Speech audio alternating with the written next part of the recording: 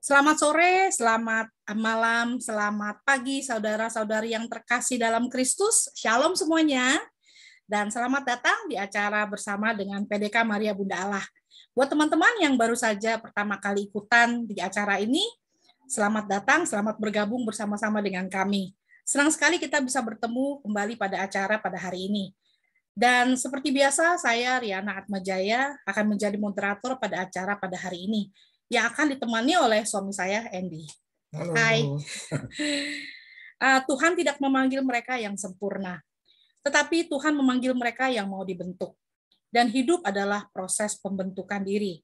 Dibentuk berarti kita mau terus belajar untuk lebih mengerti apa yang Tuhan ingin kita lakukan dalam mengisi kehidupan kita.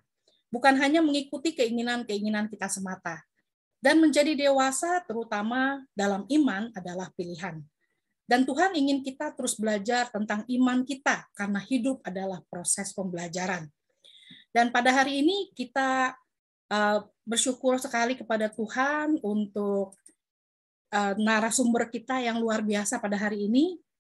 Kita kedatangan 2 tamu yang datang dari Indonesia yang kebetulan ada di Southern California. Dan ini saya kenal karena muridnya almarhum Romo Sugiri. Kita cukup dekat dengan Romo juga. Dan Tante Esther Kandau dan kami Kelolong, selamat datang. Terima kasih untuk kebersamaan, untuk waktunya bersama-sama dengan kita di sini. Dan sedikit tentang narasumber kita pada hari ini. Tante Esther lahir di Tondano, tanggal 30 April 1944. Istri dari Insinyur Alex Kandau. Memiliki 3 orang putra, 3 menantu, dan 7 orang cucu. Benar ya, Tante ya? Wah, cucunya udah 7, luar biasa. Mulai melayani Tuhan sejak disembuhkan Tuhan dari sakit jantung pada tahun 1977. Sejak itu Tante dipakai sebagai preacher atau pewarta Injil ke banyak tempat, mulai dari kota sampai ke desa-desa. Dan banyak sekali mujizat kesembuhan dan mujizat-mujizat lain yang terjadi karena kuasa kasih Tuhan lewat pelayanan Tante. Tahun 1981, Tante diajak oleh Ibu Francisca Siregar untuk mendirikan Persekutuan Doa Karismatik Katolik Elizabeth di Keuskupan Agung Jakarta. Saat ini Tante menjadi Ketua Bidang Penginjilan di PDKK Elizabeth di Jakarta, dengan segudang pengalaman pelayanan Tante. Dari tahun 1981 sampai hari ini. Kalau dibacain bisa sampai besok nggak selesai-selesai. Nanti kita akan berbincang langsung dengan Tante tentang hal ini. Dan narasumber kita yang kedua adalah kami Kelolong. Juga dikenal sebagai pewarta Injil bersama-sama dengan Tante Esther. Dengan background di seni rupa di ITB dan desain dari seni grafis dari London. Ini dari desainer bisa menjadi pewarta. Lucu, luar biasa karya Tuhan. Dan KMK mulai pelayanannya di bangku kuliah dengan mengajarkan keterampilan ke orang-orang yang tersisihkan, seperti gelandangan, mantan narapidana, dan lain-lain. Dan KMK banyak melayani di daerah-daerah bersama dengan PDKK Elizabeth Ministry sejak tahun 1988. Sebelumnya KMK aktif di pelayanan di gereja Kristen. Kita juga mau dengar nih cerita conversion-nya nih, kenapa dari gereja Kristen mau jadi Katolik. Nah, nanti kita akan ngomongin. Dan saat ini KMK adalah penasehat di PDKK Elizabeth, selain juga menjadi pendamping di Imago Dei, komunitas yang KMK didirikan tahun 1999 untuk remaja-remaja Katolik di Jakarta. Dan KMK juga menjabat sebagai ketua pembina Yayasan Pemberdayaan Insan Bangsa dan sempat menjabat sebagai Ketua Bidang Pengembangan di Pembaharuan Karismatik Katolik KAJ tahun 2016 sampai 2019. Dan saat ini aktif di Konferensi Wali Gereja Indonesia di bidang hubungan antar agama dan kepercayaan. KMK juga adalah seorang businesswoman di bidang perkapalan dan perikanan. Dan saya ingat kata-kata salah satu penginjil teman kita juga, kalau ingin 100% pelayanan lebih bagus punya bisnis sendiri, jadi punya waktu bebas untuk bisa melayani. Dan tahun 2007 sampai 2008 ada kejadian besar yang terjadi dalam hidup KMK yang semakin mengobarkan semangat untuk melayani Tuhan lebih lagi. Dan nanti kita akan tanyakan lebih lanjut dengan Kameke. Nah, dua narasumber yang luar biasa yang kebetulan sedang melayani di California Selatan saat ini, dan tema yang akan kita bicarakan pada hari ini adalah Yesus yang merubah dan menyembuhkan. Selama acara kalau ada pertanyaan boleh tolong ditulis di kolom chat, nanti saya akan bacakan atau boleh ditanyakan langsung pada waktu acara tanya jawab. Sebelum kita mulai acara hari ini, karena kita ada dua narasumber yang luar biasa, saya boleh minta Kameke untuk berdoa pembukaan. Boleh Kameke? Nanti Tante untuk yang penutup ya Tante ya. Terus siap. Ya, kita akan mulai dengan doa bersama-sama. Mari kita tundukkan kepala, mari kita satukan hati kita mau berdoa bersama. Dalam nama Bapa dan Putra dan Roh Kudus, amin. Terima kasih Tuhan, kami boleh berkumpul walaupun hanya lewat Zoom, tapi Engkau Allah Maha Hadir, dan Engkau berjanji kalau kami berkumpul bersama dalam nama Tuhan Yesus, Engkau ada di tengah-tengah kami. Kami berdoa, Engkau urapi semua kami, baik kami yang berbicara maupun yang mendengarkan, biarlah kami boleh menikmati, mengalami Yesus Kristus Tuhan. Kalau ada yang susah, Engkau hiburkan. Kalau ada yang nyaris putus asa, berikanlah pengharapan baru. Biarlah kasih kuasa-Mu mengalir di tengah-tengah kami semua. Dan kami mau mengucap syukur, meninggikan nama Yesus Tuhan dan Juru Selamat kami. Segarkanlah kami di dalam diri-Mu Tuhan. Tinggikanlah diri-Mu di tengah-tengah kami. Kami persembahkan seluruh acara Zoom saat ini hanya bagi kemuliaan Yesus Kristus Tuhan kami. Amin. Dalam Bapa, Putra, Kudus. Amin.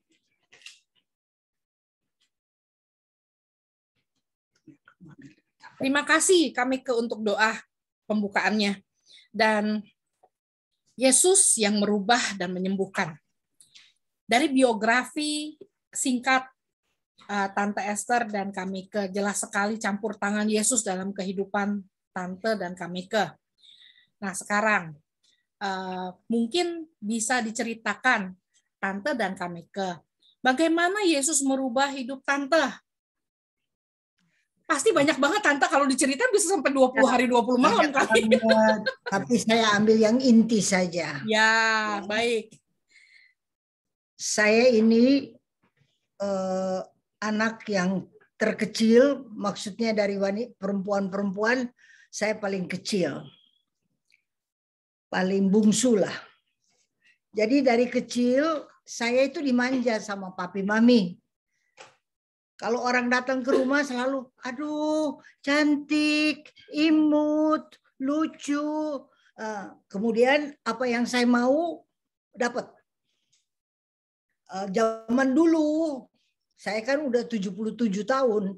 Zaman dulu kalau dapat coklat dari Belanda itu kan itu luks. Jadi suka dibawa, ada aja tante om bawa kepada saya. Jadi saya sebetulnya anak manja. Tapi lihat bagaimana Tuhan bentuk di dalam pembentukan untuk menjadi hamba Tuhan, semua dikikis. Saya bertemu dengan Tuhan secara pribadi. Tentu saya kenal Tuhan secara umum karena ke gereja, ke perayaan Ekaristi, bergaul dengan orang-orang semua yang percaya. Jadi secara umum saya kenal Tuhan Yesus. Tapi secara pribadi tidak jauh daripada sempurna. Sebelum saya terima Yesus sebagai Tuhan dan Juru Selamat, saya ini penakut. Mungkin karena terlalu dimanja. Kemudian yang paling saya takuti adalah mati. Padahal kan waktu itu saya masih sangat muda, tahun 77 kan saya mulai masuk dalam Yesus. Saya takut sekali karena saya pikir begini, aduh kalau mati mau kemana ya? Saya nggak tahu karena tidak baca kitab suci. Walaupun rajin ke gereja, tapi tidak baca firman, tidak baca kitab suci, tidak hayati firman, tidak kenal Yesus secara pribadi. Makanya saya takut. Ntar kalau saya mati, ke anta beranta kemana? Dan pas saya masuk di kubur, lantas kalau saya bangun, lantas sudah tutup semua. Udah pokoknya macam-macam. Si iblis kirim segala. berbagai hal yang menakutkan saya, dan saya gelisah. Sangat gelisah. Tidur itu suka bangun kaget-kaget gitu. Nah, kemudian saya ini pada umur muda sakit jantung, kata dokter saya. Tapi saya hadir di dalam suatu kebangunan rohani yang besar. Kemudian didoakan dari jauh. Orangnya juga saya nggak kenal. Dari jauh didoakan, dan kemudian yang lain juga sesudah itu mendoakan saya. Dan secara ajaib Tuhan sembuhkan saya. Secara ajaib. Dan saya percaya kalau saya disembuhkan, maka siapapun, penyakit apapun, karena firman Tuhan berkata bahwa Tuhan Yesus berkeliling kota dan desa, mengajar dan memberitakan Injil, kabar baik. Jadi kemudian dia lenyapkan segala penyakit. Jadi penyakit apa saja bagi Tuhan dia bisa lenyapkan. Dan bagi saya ini, saya alami penyakit jantung saya disembuhkan. Aduh, seneng banget. Karena dulu kalau saya nggak bawa obat itu, saya itu bisa tiba-tiba senewan, bisa pingsan. Karena saya bergantung pada obat, bukan bergantung pada Tuhan Yesus. Belum kenal Tuhan Yesus. Tapi ketika saya terima Tuhan Yesus sebagai Tuhan dan Juru Selamat, secara pribadi, hidup saya berubah. Saya mulai mau baca firman. Mulai menikmati firman. Kadang-kala memang kan kalau kami dari gereja Katolik zaman dulu tidak buka-buka firman. Pokoknya kita misa aja. Ya kan? Perayaan Ekaristi kita misa, tidak tahu firman. Tapi ketika saya pembaharuan masuk dalam hidup, saya mulai baca firman. Kok lapar dan haus baca firman? Nah, kadang-kala satu ayat itu dia timbul begitu. Umpamanya, Yohanes 3 ayat 16. Karena begitu besar kasih Allah akan dunia ini, sehingga dia mengaruniakan anaknya yang tunggal, supaya setiap orang yang percaya tidak binasa, melainkan peroleh hidup yang kekal. Mungkin untuk orang lain baca begitu biasa-biasa aja. Tapi untuk saya yang takut mati, yang takut banget, wah, tidak binasa katanya di sini. Kalau kita percaya pada Tuhan, tidak binasa, melainkan peroleh hidup yang kekal. Jadi yang menyala tidak binasa, tidak binasa, tidak binasa. Itu menguatkan dan mengusir sakit jantung, sakit takut, sakit gelisah daripada hidup saya. Itulah yang saya alami, dan Tuhan itu ajaib luar biasa. Saya pergi ke dokter, dan dokter jantung saya namanya Dokter Halim, pada waktu itu dia berkata, ini seperti ada jantung baru. Dia duluan mati, bayangkan dia dokter jantung, dia udah mati, saya masih hidup. Itu luar biasanya Tuhan. Nah, sesudah itu saya pembaharuan, lahir baru. Whatever yang mau dikatakan atau diucap atau dinamakan, saya bertemu dengan Tuhan secara pribadi. Saya undang dia masuk dalam hati, dibimbing oleh seseorang, dia bimbing, saya ucap, masuklah dalam hati saya, jadilah Tuhan dan Juru Selamat secara pribadi. Sejak itu, perubahan demi perubahan terjadi. Tidak sekaligus, tidak. Saya ini pemain judi. Nggak nampak ya. Tapi saya pemain judi. Pagi-pagi suami saya pergi kantor, saya ambil mobil saya berangkat. Karena teman-teman kan suka telepon. Kurang kaki nih, kurang kaki ya. Datang nasi kaki datang. Main judi, tapi setelah saya terima Yesus sebagai Tuhan dan Juru Selamat, saya pergi ke teman-teman mau main judi. Tapi nikmatnya hilang. Enaknya main judi hilang. Enggak ada selera untuk main judi. Ya. Jadi saya pikir, ada apa ya sama saya? Kemudian teman-teman saya itu karena saya mulai cerita tentang Yesus, mereka bilang ini godsdienstwaanzin kalau bahasa Belanda. Jadi udah gila apa ya? Gila agama. Udah gila agama ini. Anak satu ini kok berubah. Nah, itulah yang Tuhan buat. Jadi yang saya doyan banget main judi, Tuhan cabut sampai ke akar-akarnya, hilang. Saya tidak lagi. Saya tentu cerita tentang Yesus. Ada yang mau ikut, ada yang tidak mau. Tapi perubahan terjadi. Saya belajar baca firman Tuhan. Saya ikut persekutuan. Persekutuan apa saja yang ada. Mau persekutuan. Zaman itu kan belum ada banyak persekutuan. Jadi lebih banyak oikumena. Jadi saya ikut. Pendeta ajak saya ikut. Pastor ajak saya ikut. Pokoknya lapar dan haus akan firman Tuhan. Dan dia bentuk saya dari hari ke hari. Jadi kalau saya ada sebagaimana saya ada saat ini, semata-mata karena Roh Allah, Roh Kudus yang mengubah saya. Belum sempurna, sekarang juga belum sempurna. Ada kekurangan, ada kelemahan, masih belum sempurna. Tapi Tuhan tidak panggil orang sempurna. Tuhan panggil orang yang mau melayani, yang mengasihi Dia, dan mau mengampuni orang yang bersalah kepada kita. Kan ada banyak orang yang bersalah. Kita juga bersalah sama orang. Dua belah pihak kan. Tapi kalau kita belajar mengampuni, dan kita diampuni oleh Tuhan, maka dari hari ke hari Tuhan sempurnakan kita. Firman Tuhan itu yang sangat saya suka. Terambil dari Yohanes 5, Injil Yohanes 5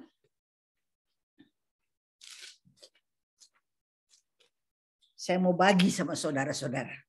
Ayat 24. Aku berkata kepadamu, sesungguhnya barang siapa mendengar perkataanku dan percaya kepada Dia yang mengutus aku, ia mempunyai hidup yang kekal dan tidak turut dihukum. Sebab ia sudah pindah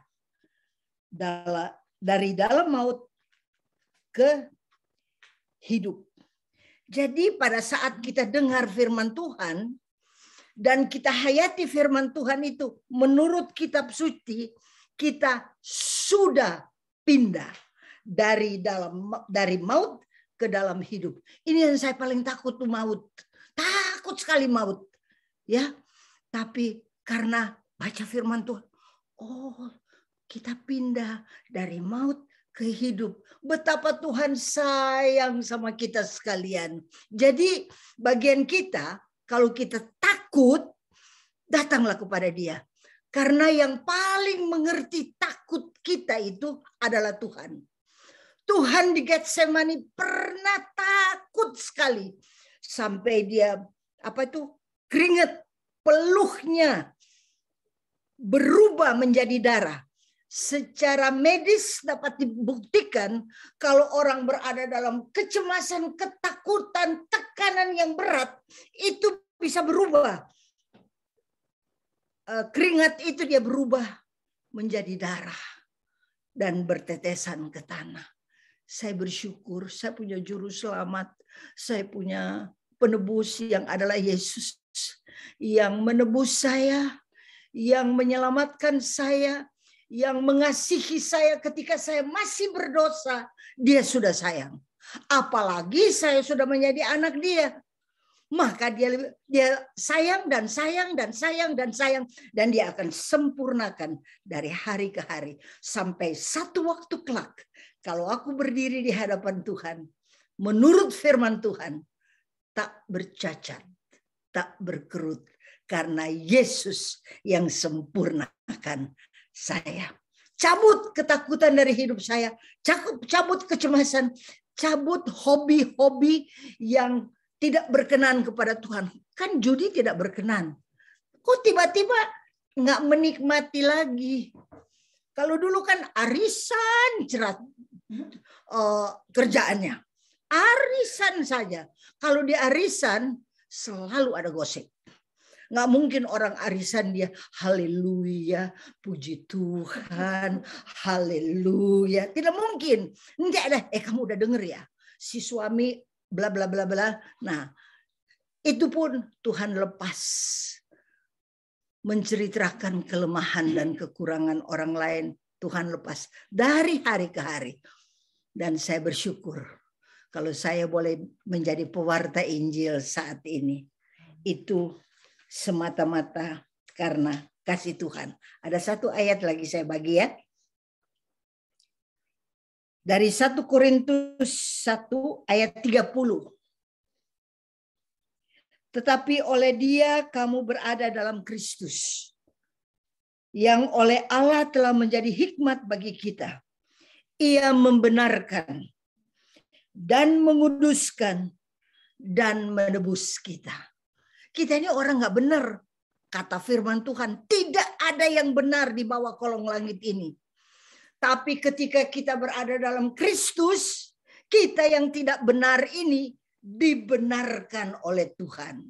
Kita yang tidak kudus ini dikuduskan oleh Tuhan.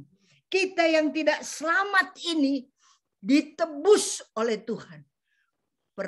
Tiga perkara ini sungguh memberkati saya. Terima kasih Tuhan. Saya yang tidak benar dibenarkan oleh Engkau. Siapa yang tuduh-tuduh saya tidak benar, biar dia berhadapan dengan Tuhan. Karena saya sudah dibenarkan oleh Tuhan. Dan bagi kalian semua juga, siapa tuduh-tuduh kita yang tidak benar, dia berhadapan dengan Tuhan. Karena kita sudah dibenarkan oleh Tuhan. Kita dikuduskan. Jadi kalau siapa saja yang mau nuduh-nuduh kita, ini dia mah nggak kudus, dia mah lain apa? Dia akan berhadapan dengan Tuhan. Karena yang menguduskan kita bukan perbuatan kita, bukan amal kita, tapi Tuhan, Roh Allah, Roh Kudus sendiri yang menguduskan kita. Siapa berani bilang tidak kudus? Kita sudah dikuduskan oleh Tuhan. Dan kita menurut firman Tuhan ditebus. Jadi tadinya belum bebas, tapi Tuhan tebus kita. Dengan apa? Dengan darah anak domba Allah. Jadi kalau ada yang melawan kita, dia akan berhadapan dengan Tuhan. Karena kita milik Tuhan Yesus Kristus. Kita milik Allah. Kita, saudara dan saya, kita kepunyaan Allah. Kata Alkitab bilang, kepunyaanku. Siapa berani menuduh-nuduh kita? Siapa berani tunjuk-tunjuk tangan? Siapa yang berani berkata begana begini? Dia akan berhadapan dengan Allah. Karena Allah pasti bela orang yang telah dibenarkan, orang yang telah dikuduskan, dan orang yang telah menebus. Maka karena kita tahu kita punya juru selamat yang kudus, maka dari hari ke hari kita arahkan pikiran kita kepada Dia. Minta kepada Tuhan, penuhi pikiranku dengan firman-Mu. Kita minta kepada Tuhan, penuhi hatiku dengan firman-Mu. Tolong saya dari hari ke hari supaya sempurna jadinya seperti Bapa sempurna adanya di sorga. Demikianlah kesaksian saya. Jadi saya sudah menjadi pemberita kabar baik, pewarta 44 tahun, dan 40 tahun saya ada di Elizabeth. Ibu Siregar dan saya, kami mendirikan Elizabeth waktu itu PD Elizabeth, dan sejak itu 40 tahun lalu sampai sekarang saya setia di Elizabeth. Hanya satu pekerjaan saya, penginjilan. Karena itu adalah dari Elizabeth Ministry. Visi kita adalah penginjilan. Jadi jangan to and fro and to and fro and to and fro. Kami satu aja, penginjilan. Beritakan kabar baik sampai ke ujung-ujung bumi. Tuhan memberkati. Terima kasih Tante, luar biasa ceritanya. 44 tahun, wow. Dan terus Tante ya, terus sampai akhir. Nggak ada selanya, nggak ada sela. Terus. Puji Tuhan. Nah sekarang kita mau dengar dari Kamika nih ceritanya nih. Ini nggak kalah menariknya juga. Silakan Kamika. Apa nih, cerita apa nih? Oh, gimana Yesus merubah Kamika? Oh, Yesus mengubah ya? Ya, Yesus merubah Kamika. Gimana Kamika merasakan Yesus yang merubah kehidupan Kamika sehingga Kamika menjadi mau melayani Dia? Oke. Kalau saya agak berbeda sama Bu Esther yang adalah anak kesayangan keluarga. Kalau saya justru agak sebaliknya. Karena ibu saya itu orangnya perfeksionis. Sampai sekarang bayangin ya, ibu saya udah umurnya 95 nih sekarang. Masih pakai hak tinggi. Masih pakai kalau ke pesta antingnya panjang. Tiap hari tuh cincinnya 5 kiri, 5 kanan, belangnya banyak banget. Saya tuh nggak pakai cincin misalnya. Pokoknya kalau lihat ibu saya sama saya tuh beda banget. Beda banget. Bahkan orang bilang, wah ibunya jauh lebih cantik, lebih keren. Saya bilang memang dari dulu. Saya bilang gitu ya. Pokoknya saya sederhana, dia sophisticated, perfeksionis gitu. Sukanya mesti simetris, sedangkan kalau saya tuh agak abstrak, impresionis gitu kan. Nah jadi waktu itu namanya mungkin karena saya anak sulung, ibu saya mau saya seperti dia. Tapi saya nggak bisa. Jadi kalau misalnya beresin debu, beresin debu kan mesti pasang lagi tuh foto-foto, barang-barang ditaruh lagi. Saya tuh salah aja naruhnya. Karena kalau dia tuh apal, kalau gini mesti gini terus, kalau ini mesti gini, ini mesti gitu kan. Kalau saya gini deh, gitu deh. Pokoknya udah dibersihin. Nah itulah menyebabkan jadi ciong karena dia mengharapkan saya seperti dia yang perfect, sempurna, sedangkan saya nggak bisa gitu. Jadi dari dulu saya merasa saya nggak memenuhi standar ibu saya gitu. Sehingga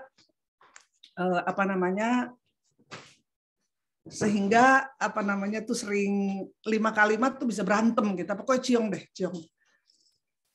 Jadi saya stres banget lah waktu itu, saya jarang di rumah, banyakan di luar gitu kan. Tapi saya bersyukur ada yang memberitakan kabar baik dalam hidup saya. Bukan kita yang memilih Tuhan, tapi saya bersyukur kepada Tuhan. Tuhanlah yang lebih dahulu memilih saya, memilih kita semua. Kalau kita semua ada di sini, itu kita dipilih Tuhan. Kalau Dedek kenal deh ibu saya kayak apa ya, sophisticated banget. Lili juga kenal, Bu Esther apalagi. Nah, jadi itu ajaib ya. Jadi kan saya waktu itu nggak punya cita-cita. Kalau orang kan mau jadi ini, mau jadi itu, saya tuh nggak punya cita-cita. Dan karena saya rasa tertolak gitu, tidak diterima, jadi saya ada jiwa berontak. Kelas 2 SMP saya dikeluarin dari sekolah. Jadi saya pindah sekolah negeri, udah gitu kelas 2 SMA saya beli ijazah. Ini nggak boleh diikutin, ini saya cuma kesaksian. Saya beli ijazah kelas 2 SMA. Nah, karena beli ijazah, kita bisa pilih sendiri nilainya. Ini, jadi kita ngisi sendiri mau nilai ini. Saya tuh poho ise, nilai agama saya paling rendah deh 6, paling malu soalnya saya jarang ke gereja, nggak suka yang rohani, gitu ya. Nah, jadi kelas 2 SMA, saya beli ijazah, udah lulus. Karena saya kepengen keluar dari rumah, udah nggak kuat di rumah tuh, nggak kuat deh. Saya pengen keluar dari rumah aja. Terus, kan saya nggak punya cita-cita. Jadi hidup saya tuh, ya ikut temen aja kemana-mana deh, ke sana, nggak tentu arah.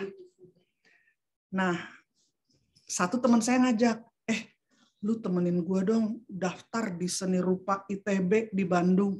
Ngantrenya tuh dari subuh, katanya. Ntar semua gue bayarin deh, lu pokoknya temenin gue aja, katanya. Dia tuh udah daftar tahun lalu nggak keterima. Nah, udah bimbingan tes tahun, ikut lagi.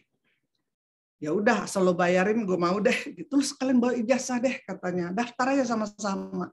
Oh boleh deh, bawa ijazah. Ngantre tuh dari jam 5 subuh ngantre. Udah gitu, saya lihat-lihat loh, ijazah orang di fotonya tuh udah 3 jari. Cap. Kok ijazah gua nggak ada ya, ini di dasar ijazah beli ini. Waduh, zaman dulu kan masih ada pulpen. Jadi saya, ada punya pulpen nggak? Punya. Jadi saya kocrotin lah tintanya gitu ya. Pakai cap 3 jari di foto. Daftar, dibayarin semuanya. Pokoknya asal nemenin dia aja katanya. Iya deh, saya mau. Nah, pas ujian, kan yang lain tegang banget. Kalau saya mah nothing tulus, orang cuma nemenin gitu kan. Nah, saya ingat nih karena seni rupa ITB. Waktu itu kita disuruh gambar raksasa, air terjun, cakar ayam. Jadi saya lihat orang-orang pada rapi-rapi, jadi ini belakangnya ada gunung, terus raksasanya gede banget, depan gunung, seluruh badan, udah gitu di depannya ada ayam-ayam, belakangnya ada air terjun. Kalau saya karena nothing tulus, jadi segambar berapa tuh ya, gede gitu ya, A2 ya. Jadi saya gambar muka raksasa penuh gitu, terus lidahnya keluar, lidahnya tuh ada air terjun, terus di lidahnya cakar ayam gitu. Matanya melotot, pokoknya beda sendiri lah. Yang lain kayak seragam gitu, lagi berpose gitu. Kalau saya mukanya doang terus serem gitu, pokoknya aduh nggak tahu deh, karena di jiwa berontakan kali. Poinnya adalah bayangkan pengumuman seni rupa Institut Teknologi Bandung, saya diterima, teman saya nggak diterima. Orang-orang selamatin, waduh, lu diterima, ini sekolah apa sih bilangnya? Ini luar biasa loh sekolahnya. Ya, yang penting gue nggak di rumah lagi deh, di Bandung, pindah ke Bandung. Nah, itu kan ada suatu ketika saya mesti ke sekolah yang saya beli ijazah tuh. Soalnya ada perlu apa ke situ, saya ke sana. Terus kepala sekolah yang saya beli ijazah itu tanya, kamu meneruskan di mana? Saya keterima di ITB, Institut Teknologi Bandung. Wah, dia senang. Sekolah lain yang keterima cuma 10%, 20%. Tahun ini sekolah kita keterima di ITB 100%. Karena yang daftar cuma saya sendiri. Jadi kan saya sendiri daftar, saya keterima. Itulah luar biasa Tuhan yang bukan kita memilih Tuhan. Nah, di situ ada pelajaran etika, ada seorang dosen Yahudi. Dia akhirnya jadi warga negara Indonesia, dia mengajar etika. Nah, itu rupanya dia penginjil. Jadi dia suruh kita semua bikin paper. Apakah perbedaan antara pengalaman dan pengetahuan tentang keselamatan? Aduh, saya nggak apa ya keselamatan tuh, nggak jelas untuk saya. Karena waktu itu saya udah bosan hidup, tapi takut mati, jadi serba salah gitu. Nah, akhirnya di paper saya itu ada tanda merah, nggak jelas, question mark, nggak jelas. Nah, semua yang nggak jelas ini, rupanya dipanggil dia ke rumah mau diinjilin. Ini ibu-ibu lah dosennya kan. Jadi dia udah bikin kursi berhadap-hadapan, meja tengah. Saya paling males deh ketemu orang rohani. Udah saya putar balik, saya nggak mau ngadep ke ibu itu biar dia lihat samping saya aja. Tapi Tuhan memakai dosen saya ini dengan karunia pengetahuan.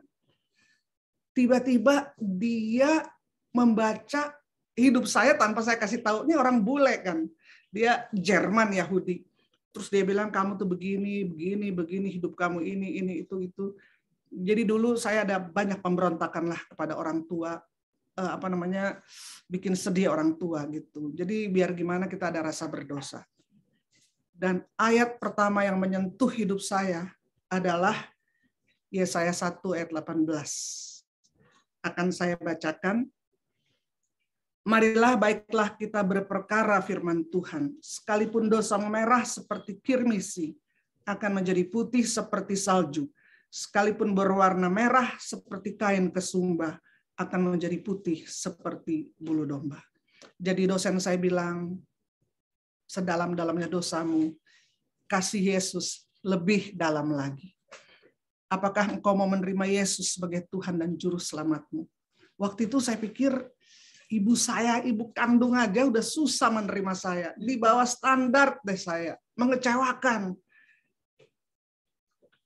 Kok ada yang mau terima? Jadi saya bilang gini, Kalau Yesus mau terima saya mau menerima Yesus sebagai Tuhan dan Juru Selamat. Dosen saya bilang, dia sangat mau terima kamu. Apapun keberadaan kamu, dia mau terima kamu. Ya pokoknya kalau Yesus mau terima saya mau terima dia, saya bilang.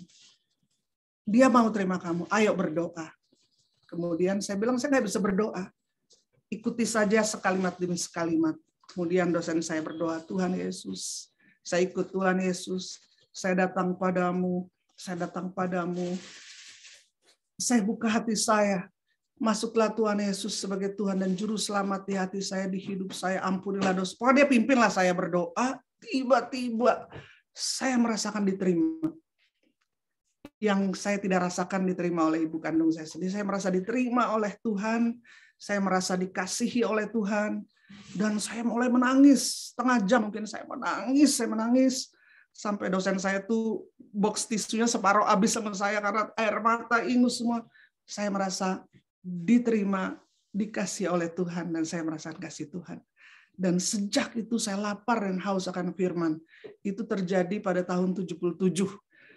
Jadi di mana aja ada kebangunan rohani, itu saya pergi. Kalau ada altar call pelayanan doa pribadi, saya pasti maju ke depan. Kalau ada pameran foto, saya paling jelek. Karena nangis-nangis gitu saya ya. Nangis-nangis, tapi itulah pertama perjumpaan saya dengan Tuhan. Kadang-kadang saya mau mundur, tapi Tuhan ingatkan lagi, yaitu dari Yohanes 15 ayat 16. Bukan kamu yang memilih aku, tetapi akulah yang memilih kamu. Dan aku telah menetapkan kamu supaya kamu pergi dan menghasilkan buah, dan buahmu itu tetap, supaya apa yang kamu minta kepada Bapa dalam namaku diberikannya kepadamu. Jadi saya jauh dari sempurna, saya orangnya gagap, gugup, minder, nggak bisa ngomong. Kadang-kadang ayah saya aja bilang, nggak tahu mau jadi apa ya kamu nantinya, kayak nggak ada harapan gitu. Tapi luar biasa. Luar biasa ketika saya persembahkan diri saya kepada Tuhan, perlahan-lahan Tuhan mengubah saya. Itulah langkah awal saya. Akhirnya ya, bayangin. Dulu yang saya nggak gampang lah, pokoknya berubah perlahan-lahan. Dan akhirnya di angkatan saya, di Institut Teknologi Bandung, saya termasuk yang paling cepat lulus. Jadi kita paling cepat lulus. Kemudian ada yang sponsorin, saya sekolah di London, di sana 2 tahun, dan akhirnya saya pulang ke Jakarta, dan saya selalu merasa luar biasa ya kok Tuhan mau terima saya gitu. Ibu saya jadi susah menerima saya, kok Yesus mau. Dan dia memberikan banyak anugerah sehingga makin hari saya persembahkan hidup saya, waktu saya, prioritas saya persembahkan. Apa yang kau mau Tuhan, aku lakukan bagimu. Karena saya hutang budi sama Tuhan yang mengampuni segala dosa saya, yang menganggap saya layak dan memakai saya sebagai hamba Tuhan. Puji Tuhan. Dan akhirnya ibu saya sekarang jadi mesra banget sekarang. Sangat mesra banget. Luar biasa. Dulu saya pikir kita nggak berantem aja. Kalau ketemu, nggak usah berantem aja. Saya tuh udah luar biasa deh. Udah luar biasa. Tapi sekarang bukan hanya kita nggak berantem, tetapi saling mengasihi. Saling mengasihi bukan yang performa doang atau yang basa-basi, tapi benar-benar. Dan saya bersyukur, saya punya adik 1. Akhirnya ibu saya berkata kepada saya, kalau saya tua nanti, saya ikut kamu. Dan saya bersyukur bahwa saya diberikan kehormatan oleh Tuhan untuk memelihara, menjaga ibu saya. Dan sekarang ibu saya sudah umur 95 tahun dan kami sekarang mesra banget. Bagi Tuhan tidak ada yang mustahil. Ya, itu dulu. Puji Tuhan, terima kasih Kak Mika. Belum selesai Kak Mika. Nah sekarang apa yang membuat Kak Mika ikutan jadi aktif di Elizabeth Ministry nih? Kenapa jadi mau ikutan jadi Katolik Kak Mika? Pasti ada alasan kenapa. Perlu cerita sedikit Kak Mika. Thank you. Jadi kan saya waktu itu sekolah di London. Saya yang nggak ada yang kebetulan dalam Tuhan, nggak ada yang kebetulan. kan masuk sekolah bahasa Inggris dulu. Di sekolah bahasa Inggris saya sekelas sama ibu duta besar. Dan ibu duta besar ini mereka Katolik. Singkat kata, waktu itu karena saya udah aktif di ITB, Persatuan Doa, jadi ketika di London saya buat kebanggaan rohani kecil, buat Persatuan Doa, akhirnya saya diangkat menjadi ketua Perki, Persekutuan Kristen Indonesia di London, di Inggris lah. Dan ibu duta besar, keluarga duta besar support. Kamu perlu apa aja, kita support, katanya. Dan saya juga kenal dengan ada pastor di London. Jadi setiap hamba Tuhan, apapun denominasinya, yang datang ke London, kita yang urus pertemuannya. Jadi ini hamba Tuhan ini, hamba Tuhan itu. Sekali waktu datanglah Ibu Hanneke Suryo dari Karismatik Katolik, dia Elizabeth Ministry, dan ada Yonas Suisa, serombongan datang. Jadi saya ditelepon, ini mau datang, mereka tuh Katolik. Coba tolong cari gereja Katolik untuk bikin acara, kamu undang orang-orang. Jadi karena saya deket sama satu romo di Inggris, dia kepala paroki, dipinjamkanlah ruangan gerejanya. Dibikinlah di situ. Bikin di situ, kemudian Ibu Hanneke Suryo ngomong kepada saya, nanti kalau kamu pulang ke Indonesia, kamu ikut ya, kita Elizabeth Ministry itu pelayanan ke desa-desa, katanya. Dalam hati saya, iya aja lah. Pokoknya siapa yang itu saya iya-iyain aja. Waktu saya sudah mau lulus sekolah itu, tiba-tiba Tuhan taruh, ini panggilan beda-beda ya. Waktu itu saya kayaknya kok kenapa rindu banget sama Indonesia. Mungkin karena saya sering bilang, oh Indonesia itu negara kepulauan terbesar di dunia, terdiri 17.000 pulau, kurang lebih 6.000 pulau yang dihuni, dan garis pantainya itu mengitari bumi, apalah pokoknya saya terangkan dari berapa suku. Jadi itu tiba-tiba saya rindu sama Indonesia. Saking rindunya sampai ada wayang golek lah, wayang kulit lah di kedutaan. Itu kan semalaman bahasa Jawa tuh, bisa-bisa saya nongkrongin gitu. Tapi jadi saya rindu pengen ke pulau-pulau di Indonesia. Tapi kalau cuma jalan-jalan aja ngapain? Ya Tuhan, kalau memang itu saya mau melayani gitu. Akhirnya saya pulanglah ke Indonesia. Baru pulang, Ibu Hanneke datang, udah pakai tiket lagi. Wah, kamu nanti ikut ya, sudah dibelikan tiket. Akan pelayanan penginjilan itu dari Dili. Dari Dili, Timor, kemudian kita lewat jalan darat, kita masuk Atambua, kita masuk Kupang, kita nyebrang ke Flores, kita nyebrang ke Sumba, Sumbawa, Lombok, Bali, kita pelayanan gitu.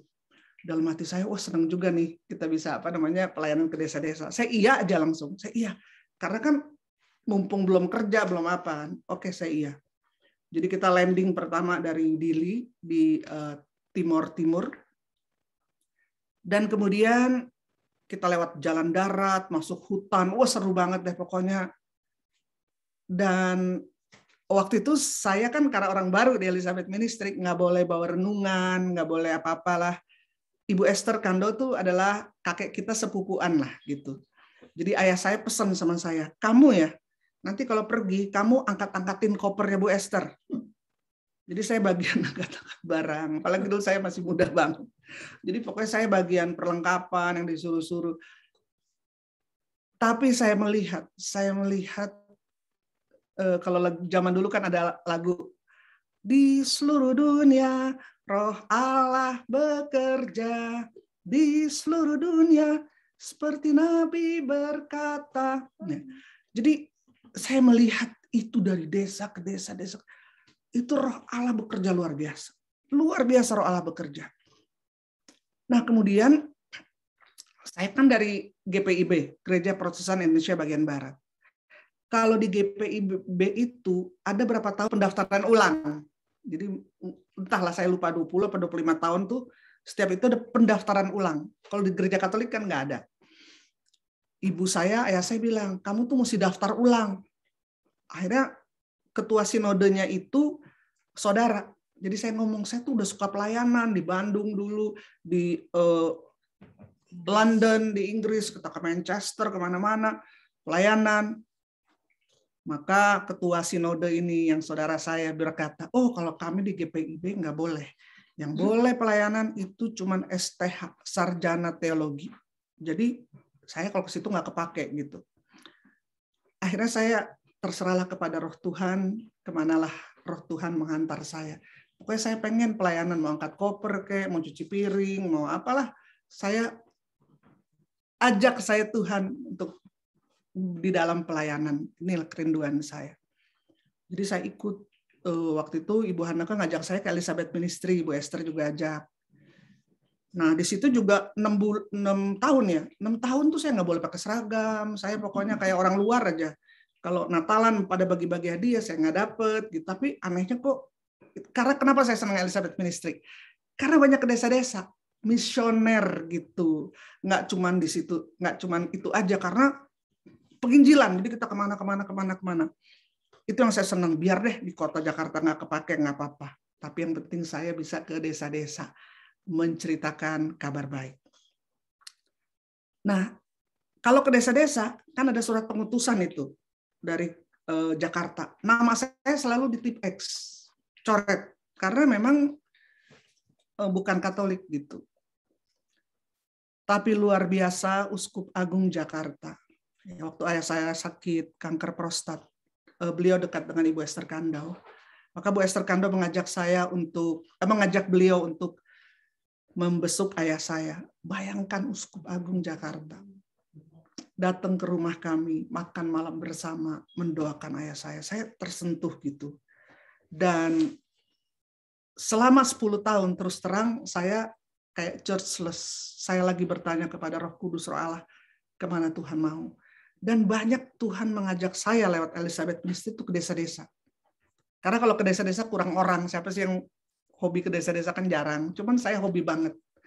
Jadi ya udah, pokoknya kalau nggak ada yang mau, saya cadangan, saya ikut. Sama Dedek juga kita dulu pernah pelayanan kemana. Pokoknya kemana deh, ke pedalaman ke desa, saya mau aja. Tiba-tiba ada satu Romo, dia lulusan dari Roma, sekolah hukum di Roma. Dia bilang, saya melihat Tuhan itu memanggil kamu di gereja Katolik. Bagaimana? Karena menurut hukum itu boleh dibuatkan surat tanda diterima di gereja Katolik. Karena GPIB itu mainstream, jadi nggak usah dibaptis ulang, itu hanya dibikin surat tanda diterima. Saya belum mau gitu. Gimana ya? Saya pikir ntar orang tua saya gimana lagi, nenek moyang GPIB semua gitu kan. Terus Ibu Esther bilang, bagus kalau kamu dapat surat tanda diterima dari segala gereja, bagus malahan katanya ya. Jadi bisa pelayanan di semua gereja. Wah benar juga saya pikir. Terus saya tanyalah kepada orang tua saya, kayaknya saya nih dipanggil Tuhan di gereja Katolik gitu. Oh dia nggak apa-apa lah katanya, terserah kamu katanya gitu. Akhirnya saya bertemu juga dengan Romo Sugiri. Romo Sugiri berkata bahwa sebenarnya gereja Kristen, entah itu Kristen Katolik, Kristen Protestan, Kristen Advent misalnya, dia bilang cuma Kristen Katolik dan Kristen Protestan, itu Allah Bapanya sama, Yesus Kristusnya sama, Roh Kudusnya sama, Bunda Marianya sama. Gitu. Bedanya aksesori aja. Ini kata Romo Sugiri. Bedanya cuma aksesori. Yang mainnya, yang primernya tuh sama. Bedanya cuma sekunder yang tertier gitu. Dan Uskup Agung Jakarta juga berkata, kita itu lebih banyak persamaan daripada perbedaan. Biarlah kita lebih banyak berbicara tentang persamaan daripada perbedaan. Pokoknya lewat berbagai pertimbangan, akhirnya saya berkata kepada Romo yang menawarkan itu, oke Romo, setelah 10 tahun bergumul churchless, nggak ada gereja, di situ udah nggak terdaftar, saya lagi cari-cari, dan saya banyak penginjilan ikut Elizabeth Ministry ke daerah-daerah, karena saya seneng yang nggak statis aja, tetapi yang dinamis, yang kita pergilah, jadi karena seluruh bangsa muridku. Dan akhirnya tahun 1987 saya diterima di gereja Katolik, dibuatkan surat oleh Romo, saya lapor ke Romo Sugiri, saya diterima di Keuskupan Agung Jakarta, Dan sejak itu belum langsung saya boleh ikut ke daerah-daerah. Jadi kalau surat pengutusan masih tip X terus. Padahal saya udah bilang nih udah diterima. Ya akhirnya ketika ganti koordinator baru sejak tahun 1990 lah baru resmi kalau pengutusan kemana-mana saya dianggap dari Gereja Katolik, dan saya bersyukur kepada Tuhan. Akhirnya di BPK itu saya 2 periode saya menjadi ketua Forum Komunikasi Pewarta Mimbar, 2 periode lagi saya menjadi HRD-nya lah gitu ya.